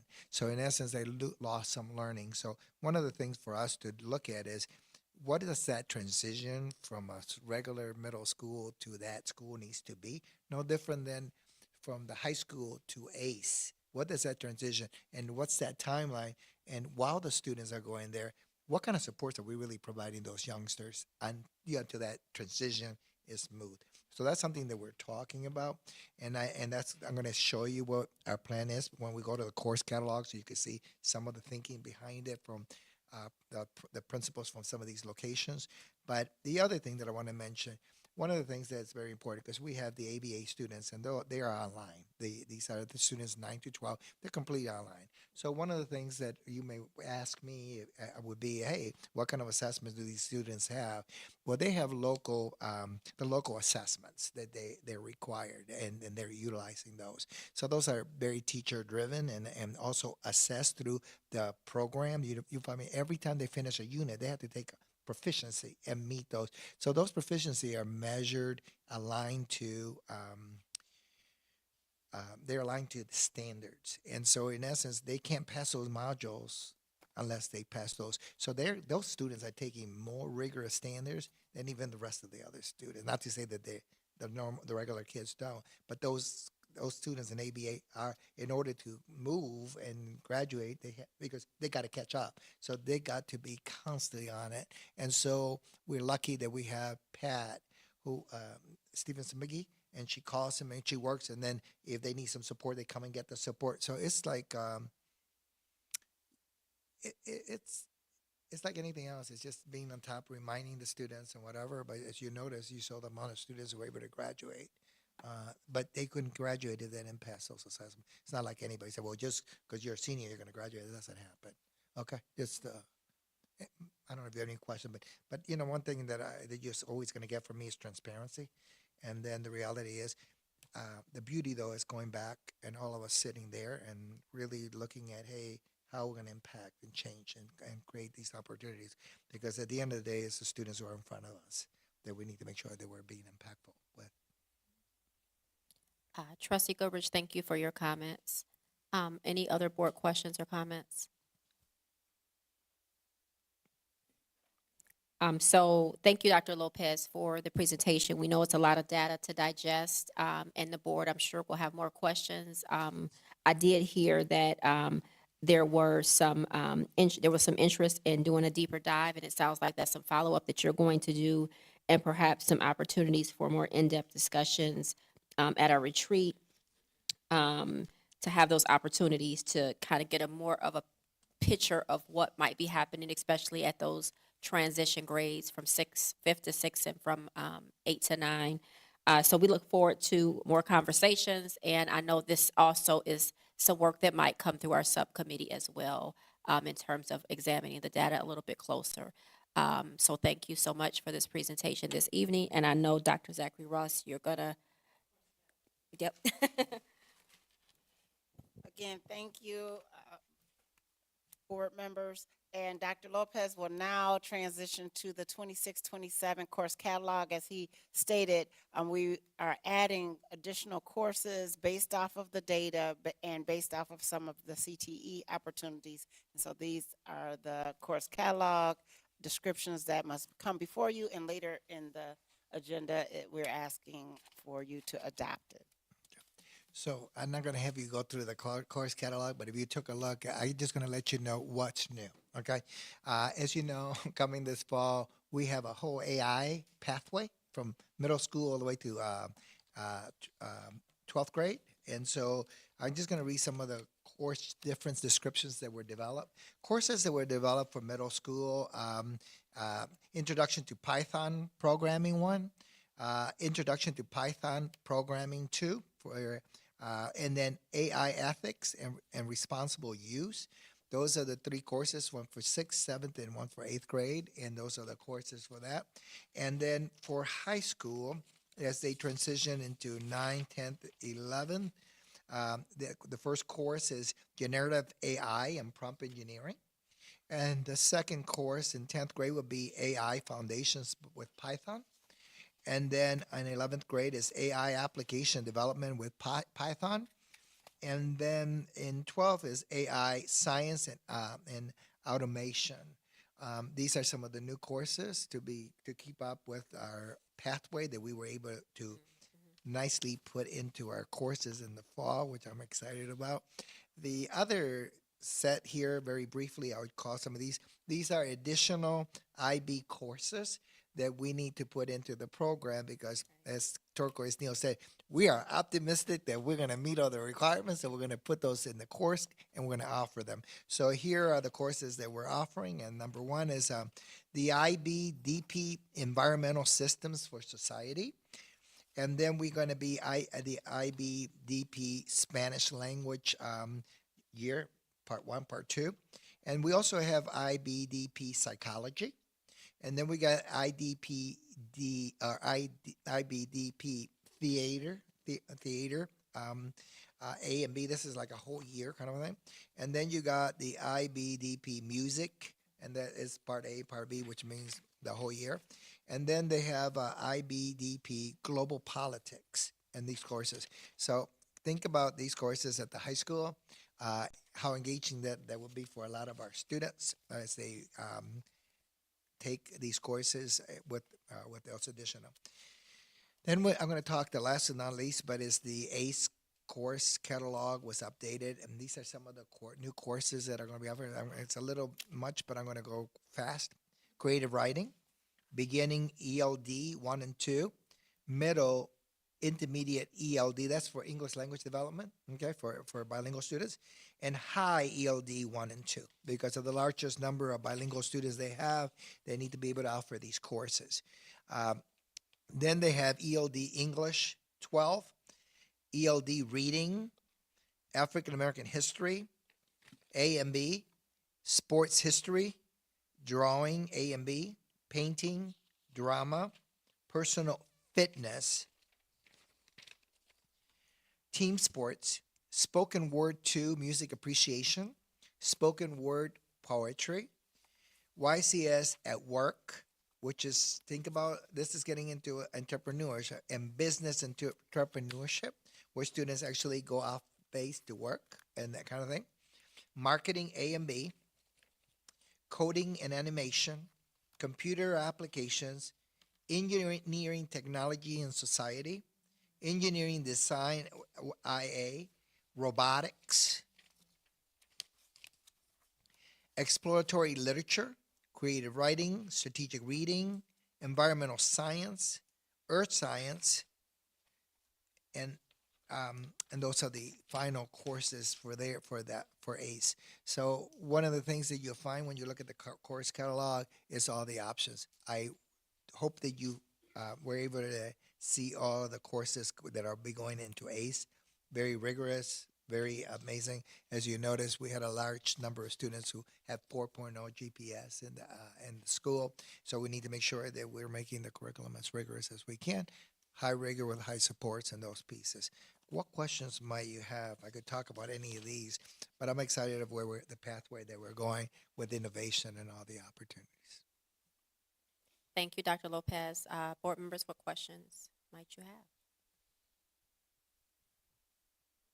Thank you, Dr. Lopez, for your presentation. I can't remember what I looked at earlier in this weekend, so forgive me. But with the WCC courses for ACE, I know at the high school they have the opportunity to dual enroll. Is that opportunity not the same at ACE, or I just want to make sure? It's still the same. If a student wants to, because we have a lot of students who want to participate. So this year I've been talking with Leslie Davis, and she wants to really ensure and promote for our students, so more students are engaged in taking advantage of these experiences. So if those are offered and students are ready and want to handle this challenge, why not? But So we they'll shouldn't have exclude. the dual enrollment option there too. Mhm. Okay. Yes, I just wanted to clarify that they have the requirements of the acupuncture, so everyone can take the acupuncture. So that's what he meant, Yes. if they're ready, because it's WCC has specific numbers that they have to meet, but they can always take the course. The prerequisites. But I no disrespect, but we had so many kids with 4.0 this year. Any of those students could have done well.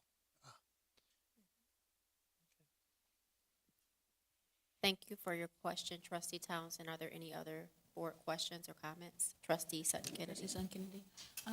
Thank you for sharing all of this information. I just had a question about one of the courses I was interested in. I wanted to make sure I found that one, and it was the IBDP, something about environmental. Can you repeat that one? Oh, yeah. Give me a second. It's called IBDP, Environmental Systems and Society. I'll give you this if you want, so you can see it. Okay. Thank you. The other thing that, oh my goodness, I was going to say something. My mind is, I'm sorry. It was something about ACE. The biggest thing this year, there were a number of students. Our students, some of our students are completing those courses way ahead of their. And so instead of graduating the students out too early, the one thing that we're going to be looking at is providing the CTE and all these other options so that way students can participate. Not only is better funding for the district, but an opportunity to send these young people with some, other skill sets in CTE. So that's where the dual enrollment may come in, or even them participating, us using those Toyota buses to transfer them to these locations so they can participate from all these amazing CTE opportunities that we have. Madam President, can I ask one more question? Of course. So I'm glad you mentioned that because I think it's, with ACE, you have the opportunity to do a lot of testing out and things like that. But one of my concerns is having scholars leave too early and not be mature enough or legally To work. ready to work. So that's it could be more than a gap year to where they basically are at home and then you lose that, information. So it would be good even if there were built-in internships, and maybe that's what you're talking That's about. what we're talking about. And that's why those internships that we have there, that's what those internships are gonna be. Which could possibly provide them with other opportunities for more credentials or something like Yes. that. So I'm glad to hear that. I'm excited. Thank you, Trustee Sutton Kennedy and Trustee Townsend. Any other board questions? Comments? Yes, Vice President Lee. Will these be paid internships or? We're always looking for everything, and then when you work for Alina Zachary Ross, you know that I have to go look for those. But when we've gone to all the states that we have been able to do, we've seen those. So we need to just start thinking differently in Michigan. But I think if we start, we're early adopters, so if we could start doing this, and I'm pretty sure that we'll get to that space of paid internship, because I know that happens in Southwest Detroit. For Cristo Rey Academy, and they get paid internships. Yeah, with the new CTE millage, we're looking at other opportunities to extend. So this is like one step that you've seen, and that was part of the whole county getting around is the apprenticeships and internships. We can't pay students, so that's where he's Right. going. However, we've been trying to look at, okay, what are ways in which these internships and apprenticeships, but again, we're just past the millage, but it's been a part of the conversations. Okay. They probably have to be a certain age before it be a paid. It's not just the age, it's like who is the fiduciary agency that can actually pay a Okay. scholar? Like, right now, schools can't. Okay. So this may be an opportunity to have a larger conversation with the county, especially like with the OCED and their summer works program, or expanding it out, and even Michigan Works. But I think that's a good direction to go in. Thank you. How would it, it's the same concept, but you know how back in the day, we had the co-op type things where that company pays them, even though they're kind of there on the co-op because they're also earning money and they're also getting the grades, but that was, I don't know how that looks, but could it fall under something like that? That's the conversation, because that never was a problem. I don't know why it went away, but you know what I mean? The same concept, because I did, and when I was in high school, I worked and I went to school, but that company that I worked for paid me. It didn't come from the school, so is that like a thing? Yeah, it's been quite a few years that we have. Yeah, right. Change, and that's Right. where part of, you saw me write in the board update that I was testifying about being an innovative districts in the state. Part of those conversations are about seat time that limits the ability to do co-op now. So seat time and opportunities to have these coaches that are not necessarily teachers, so that they can go on site and look at those places. And that's where, like Dr. Lopez talks about in other states and other places, you have to have someone go to that work site. So all of those were kind of in that package to think about like how a district could present some opportunities like that. We do have right now the BEST program that just started last year. We had just one student graduated in the BEST program, and that is you get training about how those durable skills about how to work, and then the next year is that internship. It's right now hasn't been paid. We do have some paid ones through Toyota with Fame, and so there's specific niche ones, but it's not like we're looking for internships and apprenticeships in a big way. So that is part of what we've been talking about with the CTE millage, of opportunities to like be clear about payments, be clear about and it's really during the school year. We know we work with some during the summer too, like that are 18 years old, but we really want to come down lower to be able to have some of our juniors and seniors, because they get their work permits, but to be able to have real work and that's connected to the academics is the difference. So the word is yet, but we'll get there. But thank you. Yep. Thank you, Vice President Lee and Trustee Fields, for those questions, and all board members for your questions. Before Dr. Lopez leaves, any other comments or questions? Thank you, Dr. Lopez, for the 104H goal setting requirement presentation and the updates for the 2026-2027 course catalog. Next, that takes us to our consent agenda. We are at item number 7 on our agenda for this evening. Is there a motion at this time? Madam President, Vice President Lee, move that the Board of Education approve the 1, May 11, 2026 regular board minutes. 2, personnel matters as per the presented list dated 5/27/26, new hires, resignations, terminations, and retirements. Thank you. A motion has been made by Vice President Lee. Is there support for this motion? Fields, I support. Thank you. Supported by Trustee Fields. All those in favor? Aye. Those opposed? That motion carries. That takes us now to our action item under Student Affairs, which is the approval for our annual instructional material and contract renewals. Is there a motion at this time? Madam President, I move that the Board of Education approve the 1, Imagine Learning quote for the purchase amount of $26,250. 2, Be Able Education quote for a purchase amount of $57,262.50. 3, Be Able Education quote for a purchase amount of $28,215. 4, Be Able Education quote for a purchase amount of $23,805.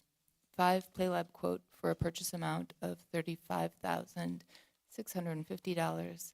6, Pediatric Therapy Associates LLC quote for $947,033.50. Thank you. A motion has been made by Trustee Goodrich. Is there support for this motion? Support, Vice President Lee. Thank you. Supported by Vice President Lee. Any questions, board members? Madam President, I have Yes. a question. With the quote from Pediatric Therapy, I just want to make sure I'm seeing this correctly. We don't offer any of these services at Estabrook?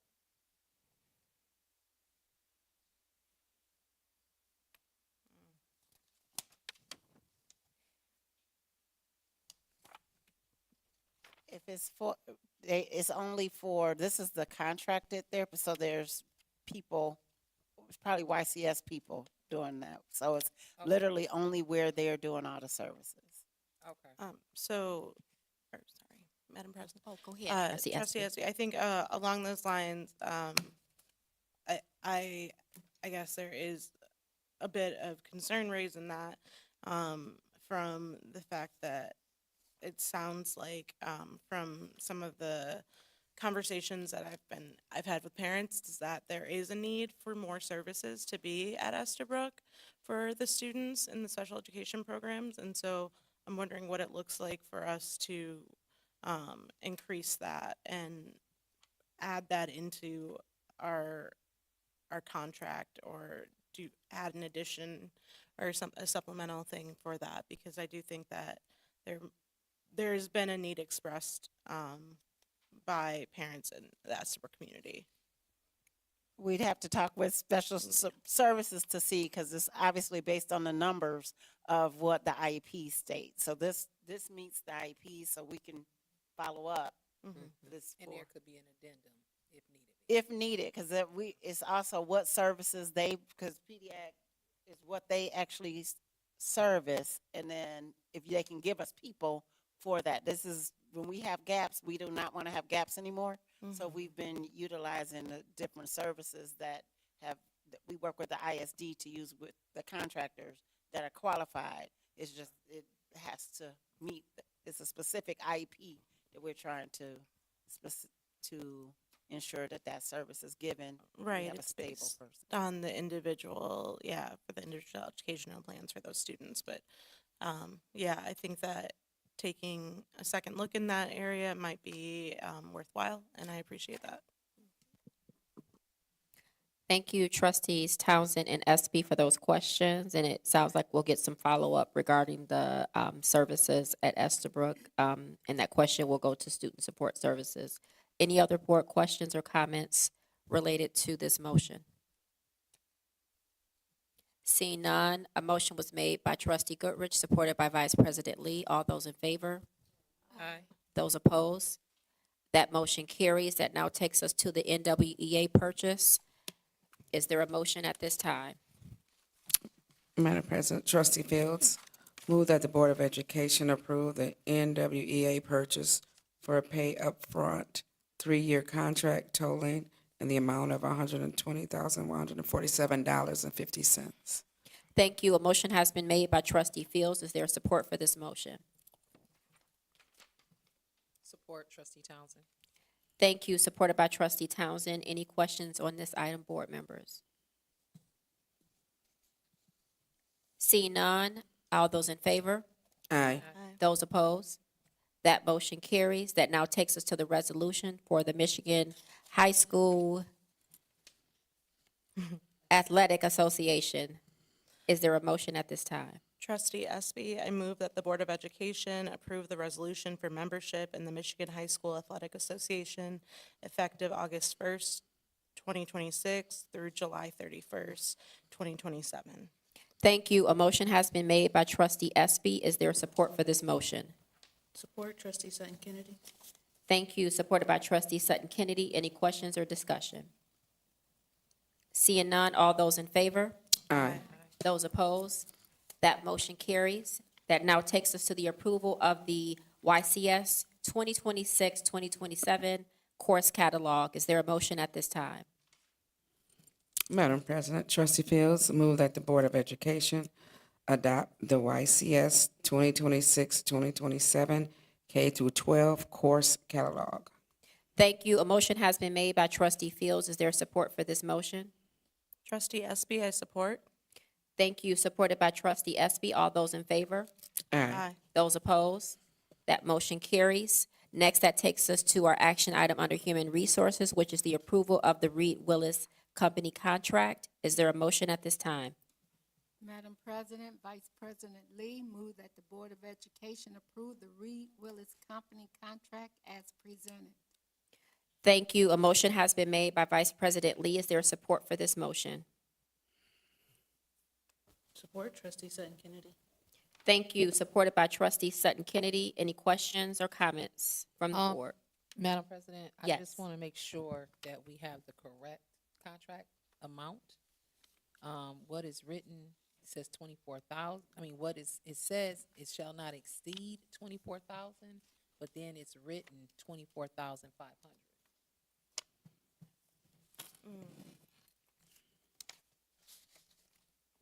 So I want to make sure we know what the correct amount is. It's 24,000? Okay. It's it looks like in parentheses, it says 24,500. Mine's So the, $50. yeah, the written and the, Right, but what legally would go is probably the written out amount. So I wanna Mm-hmm. make sure. Right, you're right.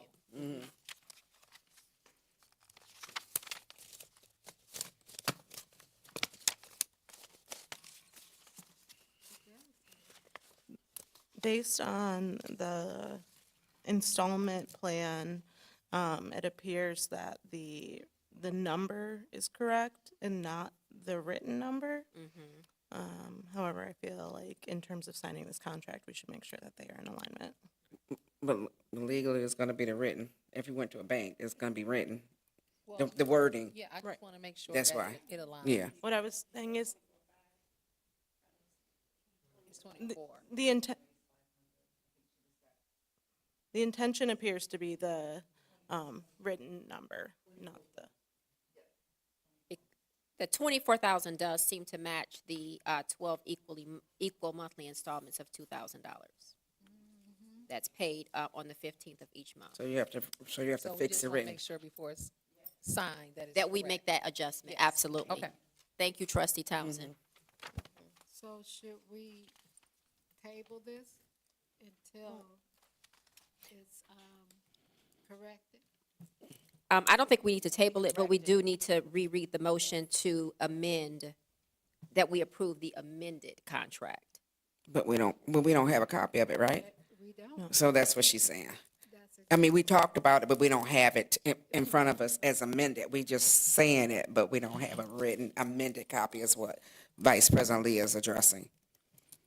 Right, I was just thinking because of the board feedback that we have two amounts. One in parentheses is written out and one in writing is correct. So it looks like what's in parentheses just needs to be updated to reflect the written out dollar amount. So am I So we can hearing? just amend the motion. Yes, that's what I mean. To amend the change the wording. Is To that make what sure you're it, saying? yes, There's yes, an approval to amend. with the understanding that the language is going to be. Absolutely, absolutely. So I hear what she's saying, but that makes sense, but I was, just want to clarify what she was asking. Right. We're saying we approve it with the understanding that that will be changed prior to signing. Yes. Who would like to make the amended motion? We gotta say it Vice right. President We Lee, gotta would make you sure like we to say it begin? right, that's right. You can amend. Okay. So, Vice President Lee, Mm-hmm. move that the Board of Education approve the amended Reed Willis Company contract as presented. To reflect To reflect. Reflect $24,000. $24,000. Yep, both in dollars and in written form. And in written form. Yep. Right. Thank you, Vice President Lee. A motion has been made by Vice President Lee. Amended motion has been made by Vice President Lee. Trustee Sutton Kennedy, would you like to support that motion? Support trustee Sutton Kennedy. Thank you. Supported by Trustee Sutton Kennedy. All those in favor? Aye. Those opposed? That motion carries. That now takes us to item number 10, which is under Business and Finance, and that is the acceptance of the Ypsilanti Community Middle School Main Entrance Sidewalk Repair Bid Award. Is there a motion at this time?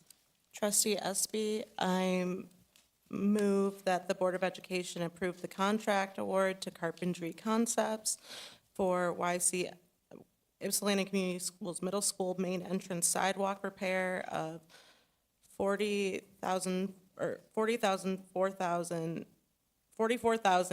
$44,850. Thank you. A motion has been made by Trustee Espy. Is there support for this motion? Trustee Fields, I support.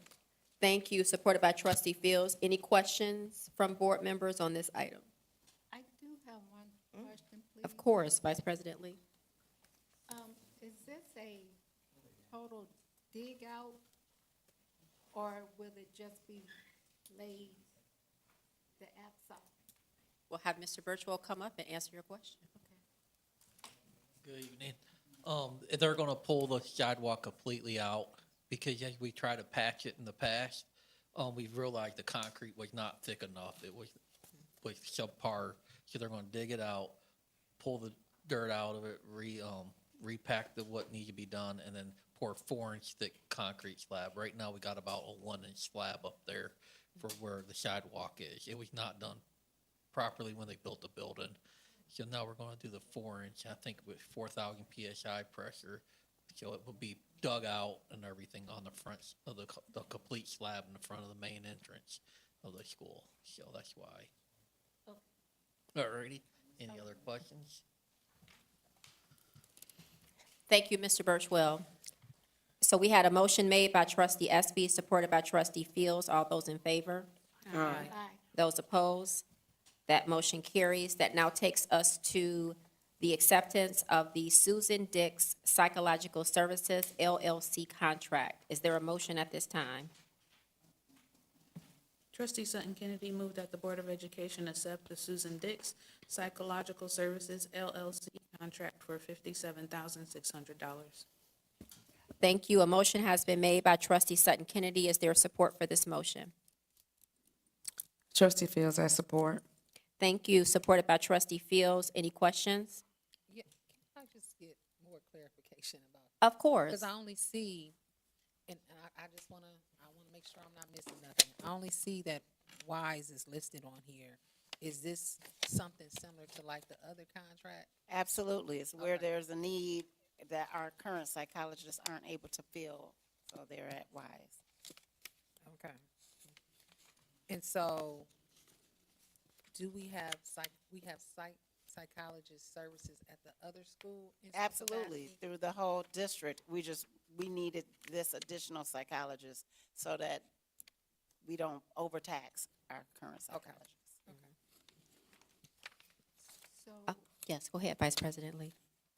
this service is just for WISE? This person will be assigned at WISE, WISE. Okay. so that they know the scholars, they'll know the teachers, they have that relationship. Any other questions or comments? Thank you for your comments, questions, board members. A motion was made by trustee Sutton Kennedy, supported by trustee Fields. All those in favor? Aye. Those opposed? That motion carries. That now takes us to the millage rates, the L 4029s. And is there a motion at this time? Trustee Townsend moved that the Board of Education approve the millage rates for the 2026 tax rate request L 4029s as presented for Superior Township, Ypsilanti Township, and the city of Ypsilanti. Thank you. A motion was made by trustee Townsend. Is there support for this motion? Vice Trust- President Lee, support.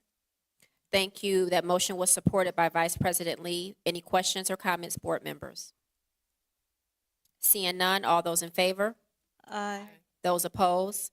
That motion carries. That now takes us to our donation from the McGregor Fund. Is there a motion at this time?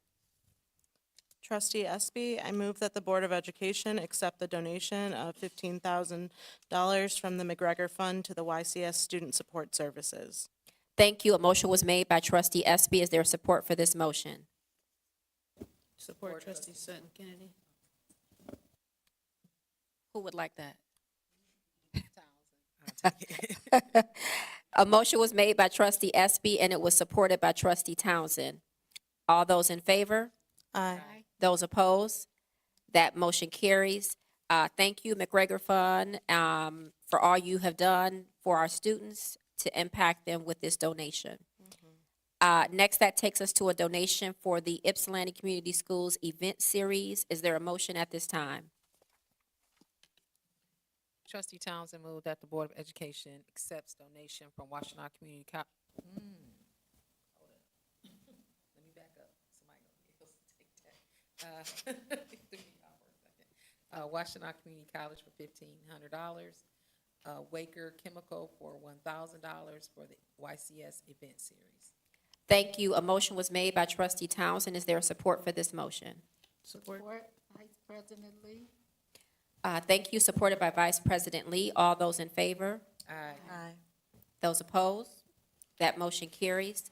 Thank you from all the students that you are impacting with this donation for our jazz, it looks like, series and our FACE conference, back to school bash, jazz in the parking lot. I already said that. Thank you so much for this generous donation that will impact our community and our students. Next, that takes us to our action item under number 11, which is the 2026-2027 renewal of the membership with the Michigan Association of School Boards, MESB. Is there a motion at this time? Madam President, Vice President Lee, move that the Board of Education approve the 2026-27 renewal of membership with the Michigan Association of School Boards at a cost of $7,962.71. Thank you. A motion was made by Vice President Lee. Is there support for this motion? Support. Support trustee Sutton Kennedy. All right. Supported by trustee Sutton Kennedy. All those in favor? Aye. Those opposed? That motion carries. That now takes us to our second public comment section for this evening. Ms. Haynes, have any public comment cards come in? No, Madam President. Thank you so much. That takes us now to Board of Education Subcommittee reports. Any subcommittee reports at this time? Yes, Madam President, Vice President Lee, I do have a final report from the Head Start policy. We had one last month. That was our last one. For our final enrollment for 2026, Ford had 63 enrollment out of 75 for Head Start, 15 out of 37 for GSRP. Perry has 55 out of 56 for Head Start, 21 out of 56 for GSRP. Beatty had 84 out of 90 for Head Start, 19 out of 22 for GSRP. Great. They had started accepting applications for this coming year already. They have a waiting list already for Head Start, 17 on the waiting list, 8 for GSRP on the waiting list. They are having a 2026-2027 parent orientation. Welcome to YCS Preschool. The date is August 27, 2026. The location would be at Beatty. Parents from all sites are invited. The time, they are having 2 sessions. The time is at 10 to 12, and the second session will be from 2 to 4. And let's see. And that would, that's it. All right. So I will be seeing you next year, all parents. And it was a great pleasure to be on that committee, and I'm looking forward to being on it next year. Excellent. Yeah. Thank you so much, Vice President Lee, for that update on where things stand with Head Start. Looking forward to another great year. Other subcommittee reports at this time? Trustee Fields, I know I don't really have a report per se, but I have a question regarding my subcommittee on, so I always feel like I'm loud, for the communications. So I'm on my schedule for June 3rd for communications, but then this is on June 3rd, so I need to get some clarification. Oh.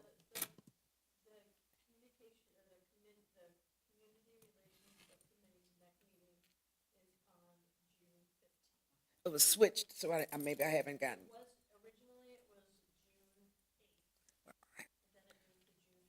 Okay, I have it on my calendar at June 3rd, so something must have came out at some point, because it says Wednesday, June 3rd, you know what, I think it says engagement, so my bad. So it's the 15th is our next one, that's what I got to have, it's cut it off. So that's on the 15th is our community. Okay, thank you. Thank you for clarifying, it's cut off on my calendar, because it looked like, I'm like, wait a minute, no, we not. Okay. That makes sense, yes. Okay, perfect. So Thank you. I don't really have any reports right now, because we haven't met yet. Okay, well, thank you, Trustee Fields. Any other subcommittee reports? Trustee Goodrich? Thank you, Madam President. The Policy Subcommittee last met on May 12th. Our next Policy Subcommittee meeting is coming up on June 18th with our review of administrative recommendations to start on June 11th, so we can be ready for that June 18th meeting. That's theoretically the last one, so we're going to get through all the 4,000s and the 5,000s and the new update package coming out on that day, maybe. But I think we're going to need one more to come back and wrap up, so because we do have some outstanding things from previous series. I also just wanted to let everyone know that Troon is having a policy workshop coming up on June 11th and 12th that covers the full policy implementation package. So I'm going to attend that. If anyone on the board would like to go and be totally up to speed when we bring this whole new package to you, you could be there too. But thanks as always to the subcommittee and to all of the members of the administration who have been supporting us with recommendations. I know it's a huge lift, and hopefully before school starts, we'll be there. Thank you.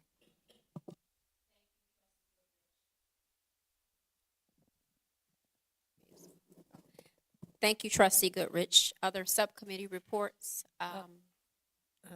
Finance and operations, there was an email sent out in May, I think 27th, just asking if we could switch the meeting to the 15th at 6:30.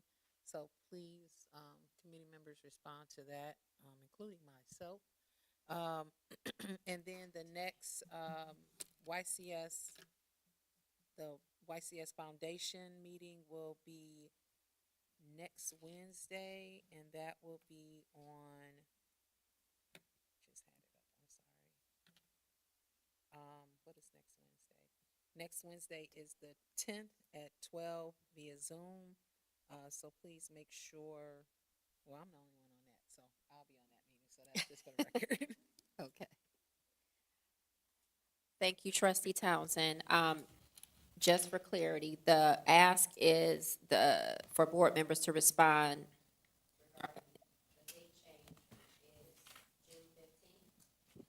Yes, Julie sent out an email, and I must have overlooked it myself, so I just, when Trustee Fields had mentioned, usually our meetings are on the same days for communications and finance, so I just noticed that, and so if you're on that committee, just make sure we respond so we can confirm with Julie.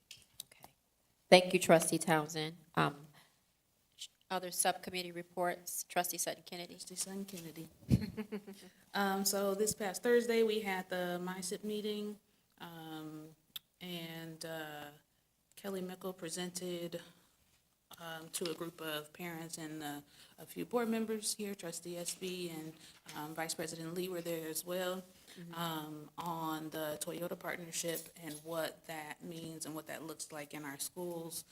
It was a really engaging meeting. We started out with having a Ziploc bag full of Legos, and we were instructed to build a car in 5 minutes with using as many pieces in this Lego bag,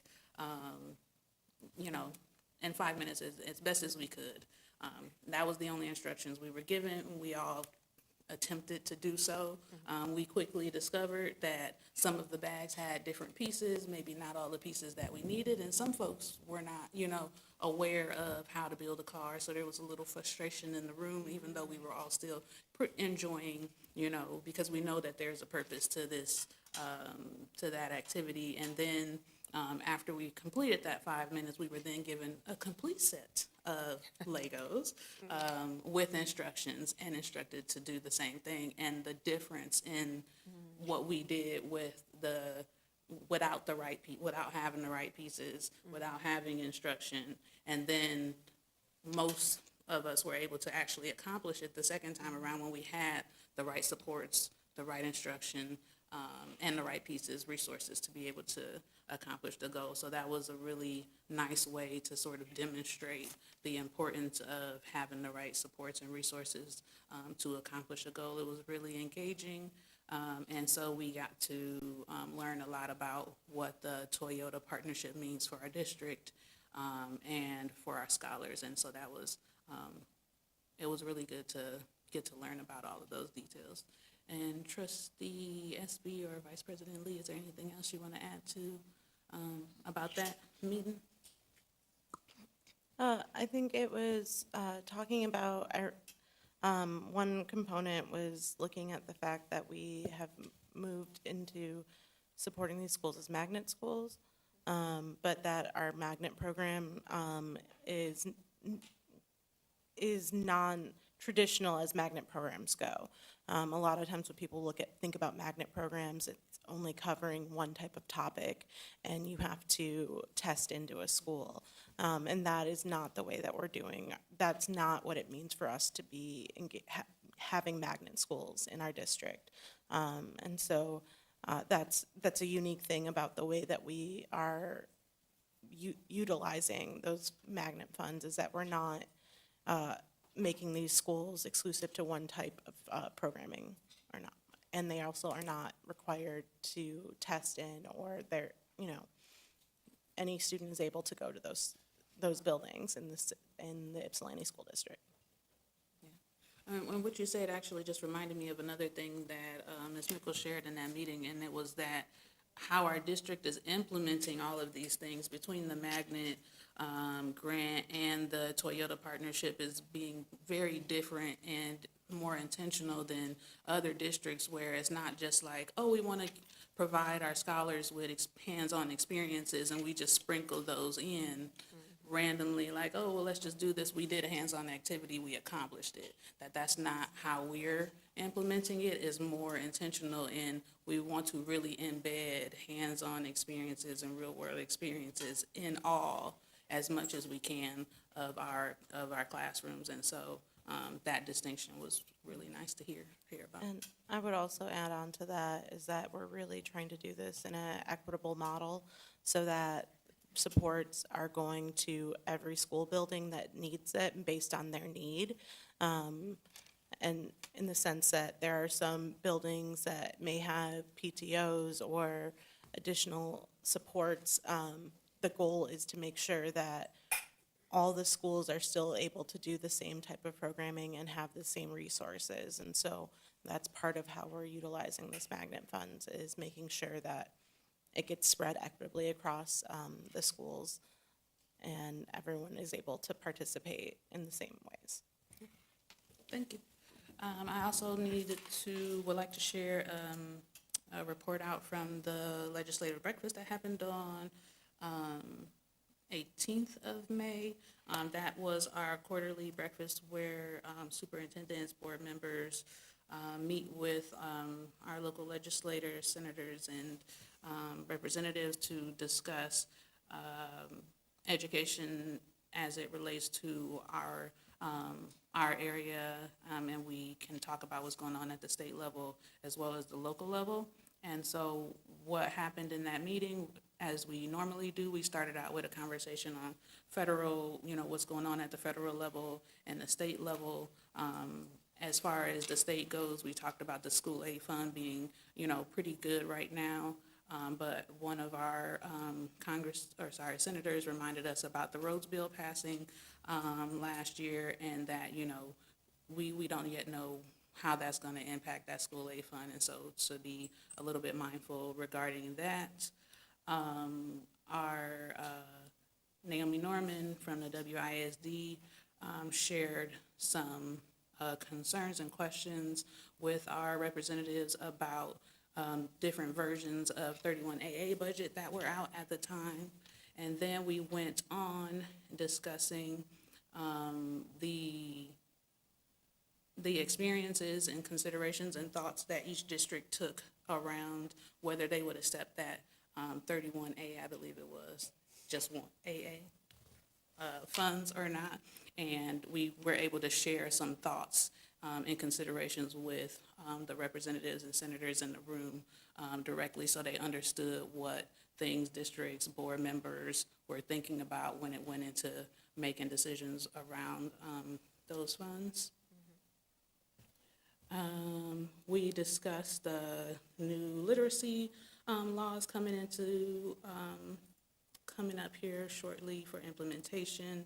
One of the requests was that we don't name a specific vendor in that legislation, which would allow districts the autonomy to select a vendor that works for their district, but also meets the goals of that law. And then reminding our legislators that if you're mandating something, please make sure you put the funding behind that and the resources to support those goals. We talked about the Talent Together, Grow Your Own efforts, and some challenges that are being experienced at the WISD level with the money that was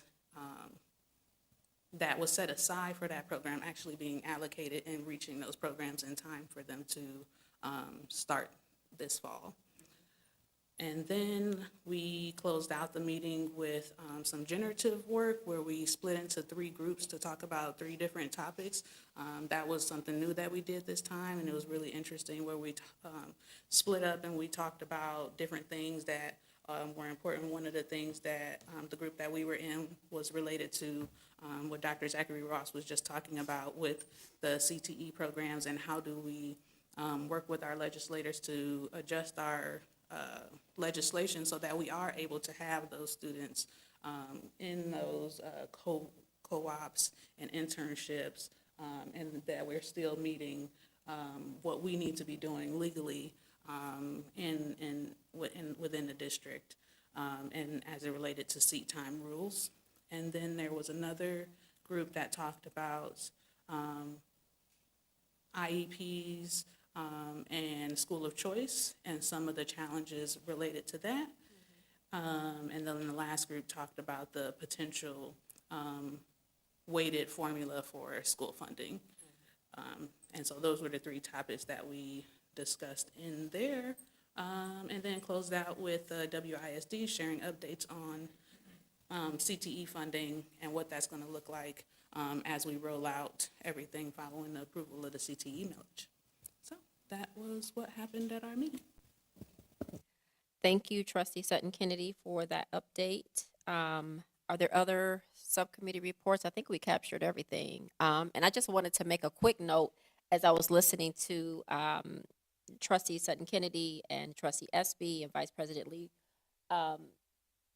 The YCS priorities, I feel like, came out very clear in what you all are discussing, which is accelerating academic excellence, advancing future-ready preparedness, and allocating resources equitably. Like, you were all thinking about it in that way, but I was like, those are our priorities coming through live right now in real time at the board table. So I just wanted to make a note of that. And I just wanted to also thank all of the chairs of the subcommittees and those who serve on the subcommittees, because this is obviously additional work that we all take on as part of this role, being on the board.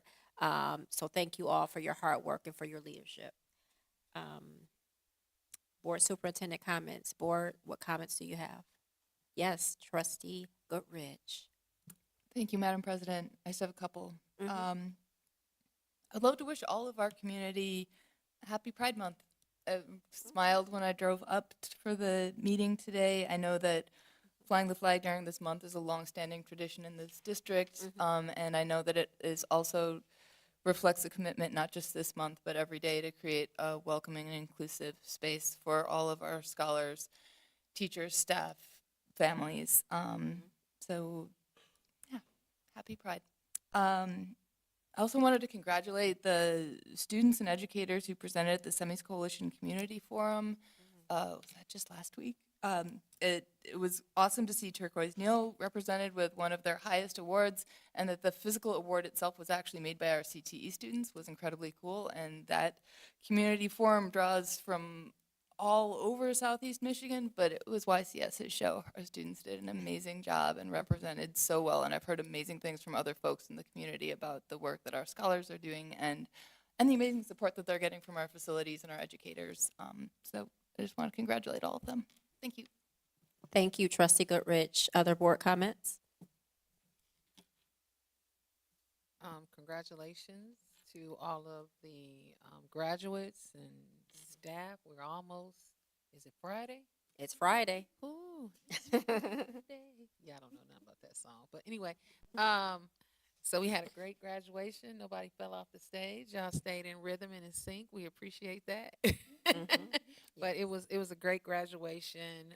As usual, kudos to the staff and the team for making sure it was successful. I thoroughly enjoyed myself, and I'm bummed because I was ill and I couldn't go to the play this Friday. I really wanted to go see this play. I hope did somebody record it. I hope they did.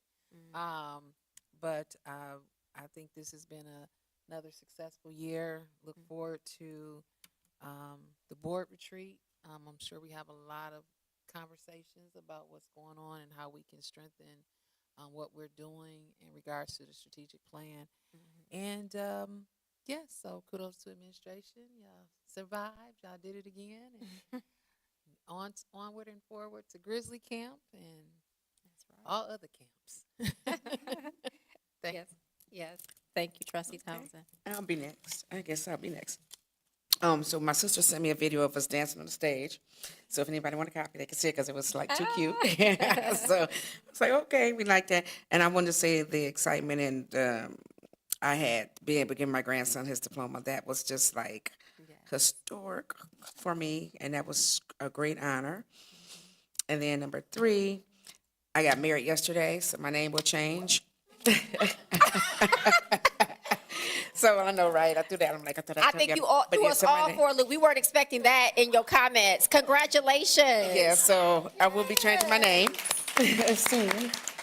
And so that was my thing for you guys. I'm always known for throwing that stuff in there to people, right? Yeah, because I can keep a secret. But yeah, so I did. So anyway, yeah, so I will. It'll be when I change. It'll be Hall. So, I just want you to know that. That's outstanding. Thank you for sharing that with us. Other comments from the board? Can't really top that, yeah.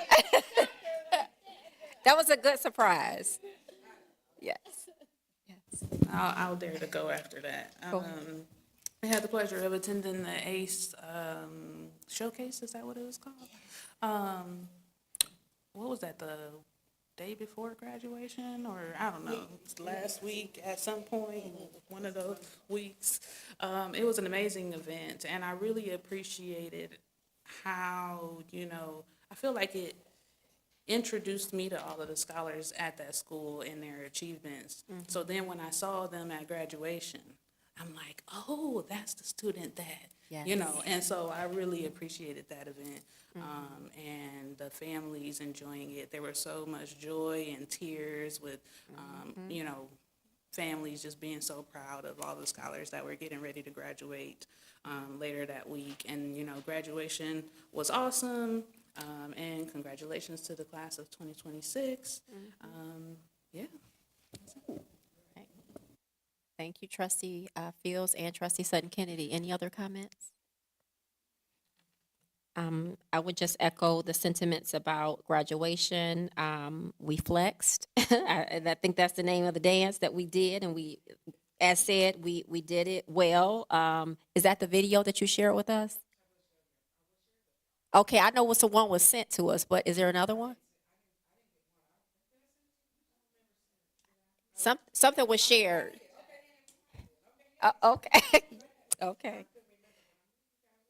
Thank you for sharing that. Congratulations to our 2026 graduates. It was an excellent graduation.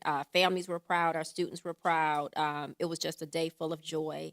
I, too, had the opportunity to be at the ACE showcase, and I echoed the sentiment shared by Trustee Sutton Kennedy to see the joy and the pride from our scholars and then from our parents and their caregivers. And the teachers, really proud of our students for all of their accomplishments. I know there was one student in particular who received many awards. So that was a joy to see. They just kept calling the student's name. And it was also nice to attend the Ypsilanti Community School graduation last week. There were so many events back to back. And then on the same day, there was the Sister Act 2. Was that the same day? I was at the middle school graduation, and then I went to the high school to go see Sister Act, and it was the same. It was like that. I was like, okay, where I got to go next? But it was outstanding. The performance from our students was, so you missed it. I hope they videotape. It was fantastic. The singing, the acting, it was just phenomenal. So I was glad that I was able to just participate in all these district events. And our scholars are just amazing. They're just amazing, simply amazing. Dr. Zachary Ross.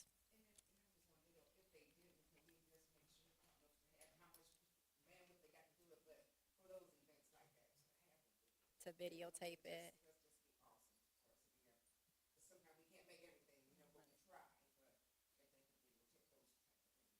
I know it was a person there, but I don't know if she stayed the whole, she was videoing. Yeah, I'm not sure. And then we had two seniors who were recognized because they have already graduated and they came back to be in the play. So it was just outstanding. Yeah. Mhm. Yeah. Yeah. Yeah. All right. Well, I just would like to first just thank our amazing staff at YCS for just having such a successful year. We know that like all of the things we have been able to go for the celebrations happened because of some educator. If they were whatever, everyone is an educator. So whatever role they play as an educator that touches our scholars. Thank you for your hard work and dedication. And congratulations to all of them for a successful school year. To our families, thank you for giving us the opportunity to educate and just to nurture, to be a part of their scholars' lives. Obviously, to this board, thank you for your leadership and just the ability to take some things that other people might doubt and want to not move forward, but the innovation that just continues to that you continue to allow, and then we see the scholars just soar. Today, I think, is the biggest testament of seeing the points of pride from Puentes. Like, who allows us to do that in that short period of time? You trusted in a lot of folks, and that now the scholars and families are benefiting. So thank you for your leadership and fortitude and just continuing to be that word unapologetic about the work. And our scholars, you're right, they just have shown out this year, and we just know that still the best is yet to come. So I'm looking forward to Grizzly Learning Camp and all of the things. We have so many things happening still at the end of the month. So although this week is here and it's the last week, it's still all kinds of appreciation days, promotion ceremonies, celebrations for 5th grade, 1st grade, kindergarten, and recognition. So I know that you can't attend them all because some of them are literally the same time. And we just still congratulate everyone. We know we end the week with June 4th being a half day and June 5th a half day. It's the last day of school. And so we wish our scholars a safe break. And then our educators, you deserve it. Get some rest, because we know a third of our scholars are already Grizzly Learning Camp.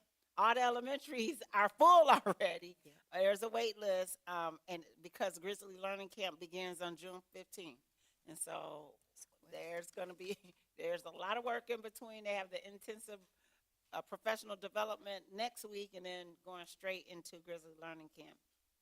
Just a reminder that the graduation ceremony for the 2026 Ypsilanti High School and Ace High School graduation is on CTN Cable Channel 18, and it's going to premiere tomorrow at 8 o'clock, and then it's going to keep running. There's some replays like June 6th, so we'll give you those dates. Thank you. And it's also going to be on their website, so we'll make sure that you get a copy of the website, and so that it is there. We're excited because we want to make sure that people are able to see it, partake in it. There's like you said, family who couldn't maybe make it. And so we're excited to have that opportunity. We know that you guys asked about that beforehand, and so they made that, ensure that it happened. There's also just a reminder to our families, look at our July and August summer events. We know we have a board meeting at the end of June. We just know that families make plans early. So as you're making plans, don't forget about staying connected to us at YCS, because we have them during the summer to engage with the community, to stay engaged with our families. So we'll remind everybody again on June 29th at the board meeting. Yes. And just as you're making your plans, plan on being with us too.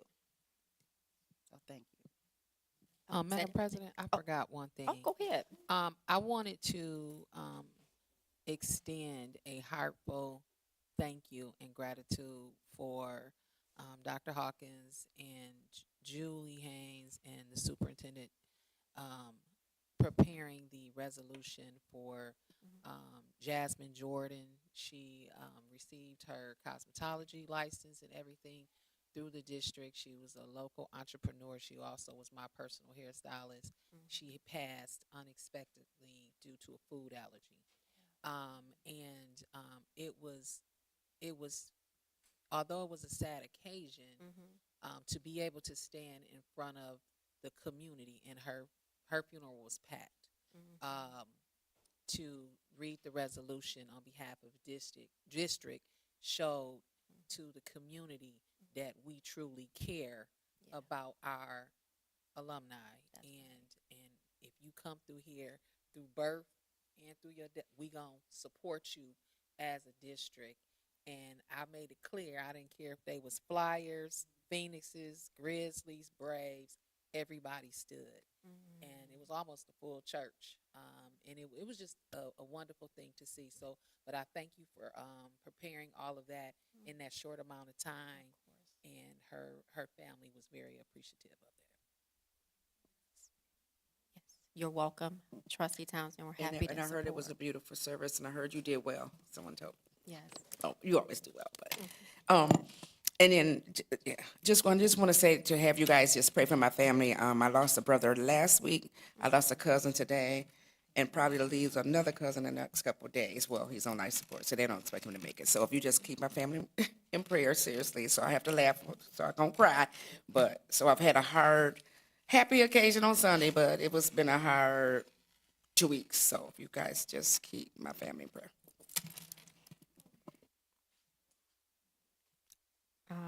So sorry to hear that news, and I know that we don't know what everybody's carrying. And so we just have to keep each other lifted and in our thoughts, because people just see us here at the table and they don't know what we walked in with. So we just have to keep that at the top of our mind. So you'll stay in our thoughts, and it sounds like it's a difficult time. So hang in there and let us know if we can be supportive in any way.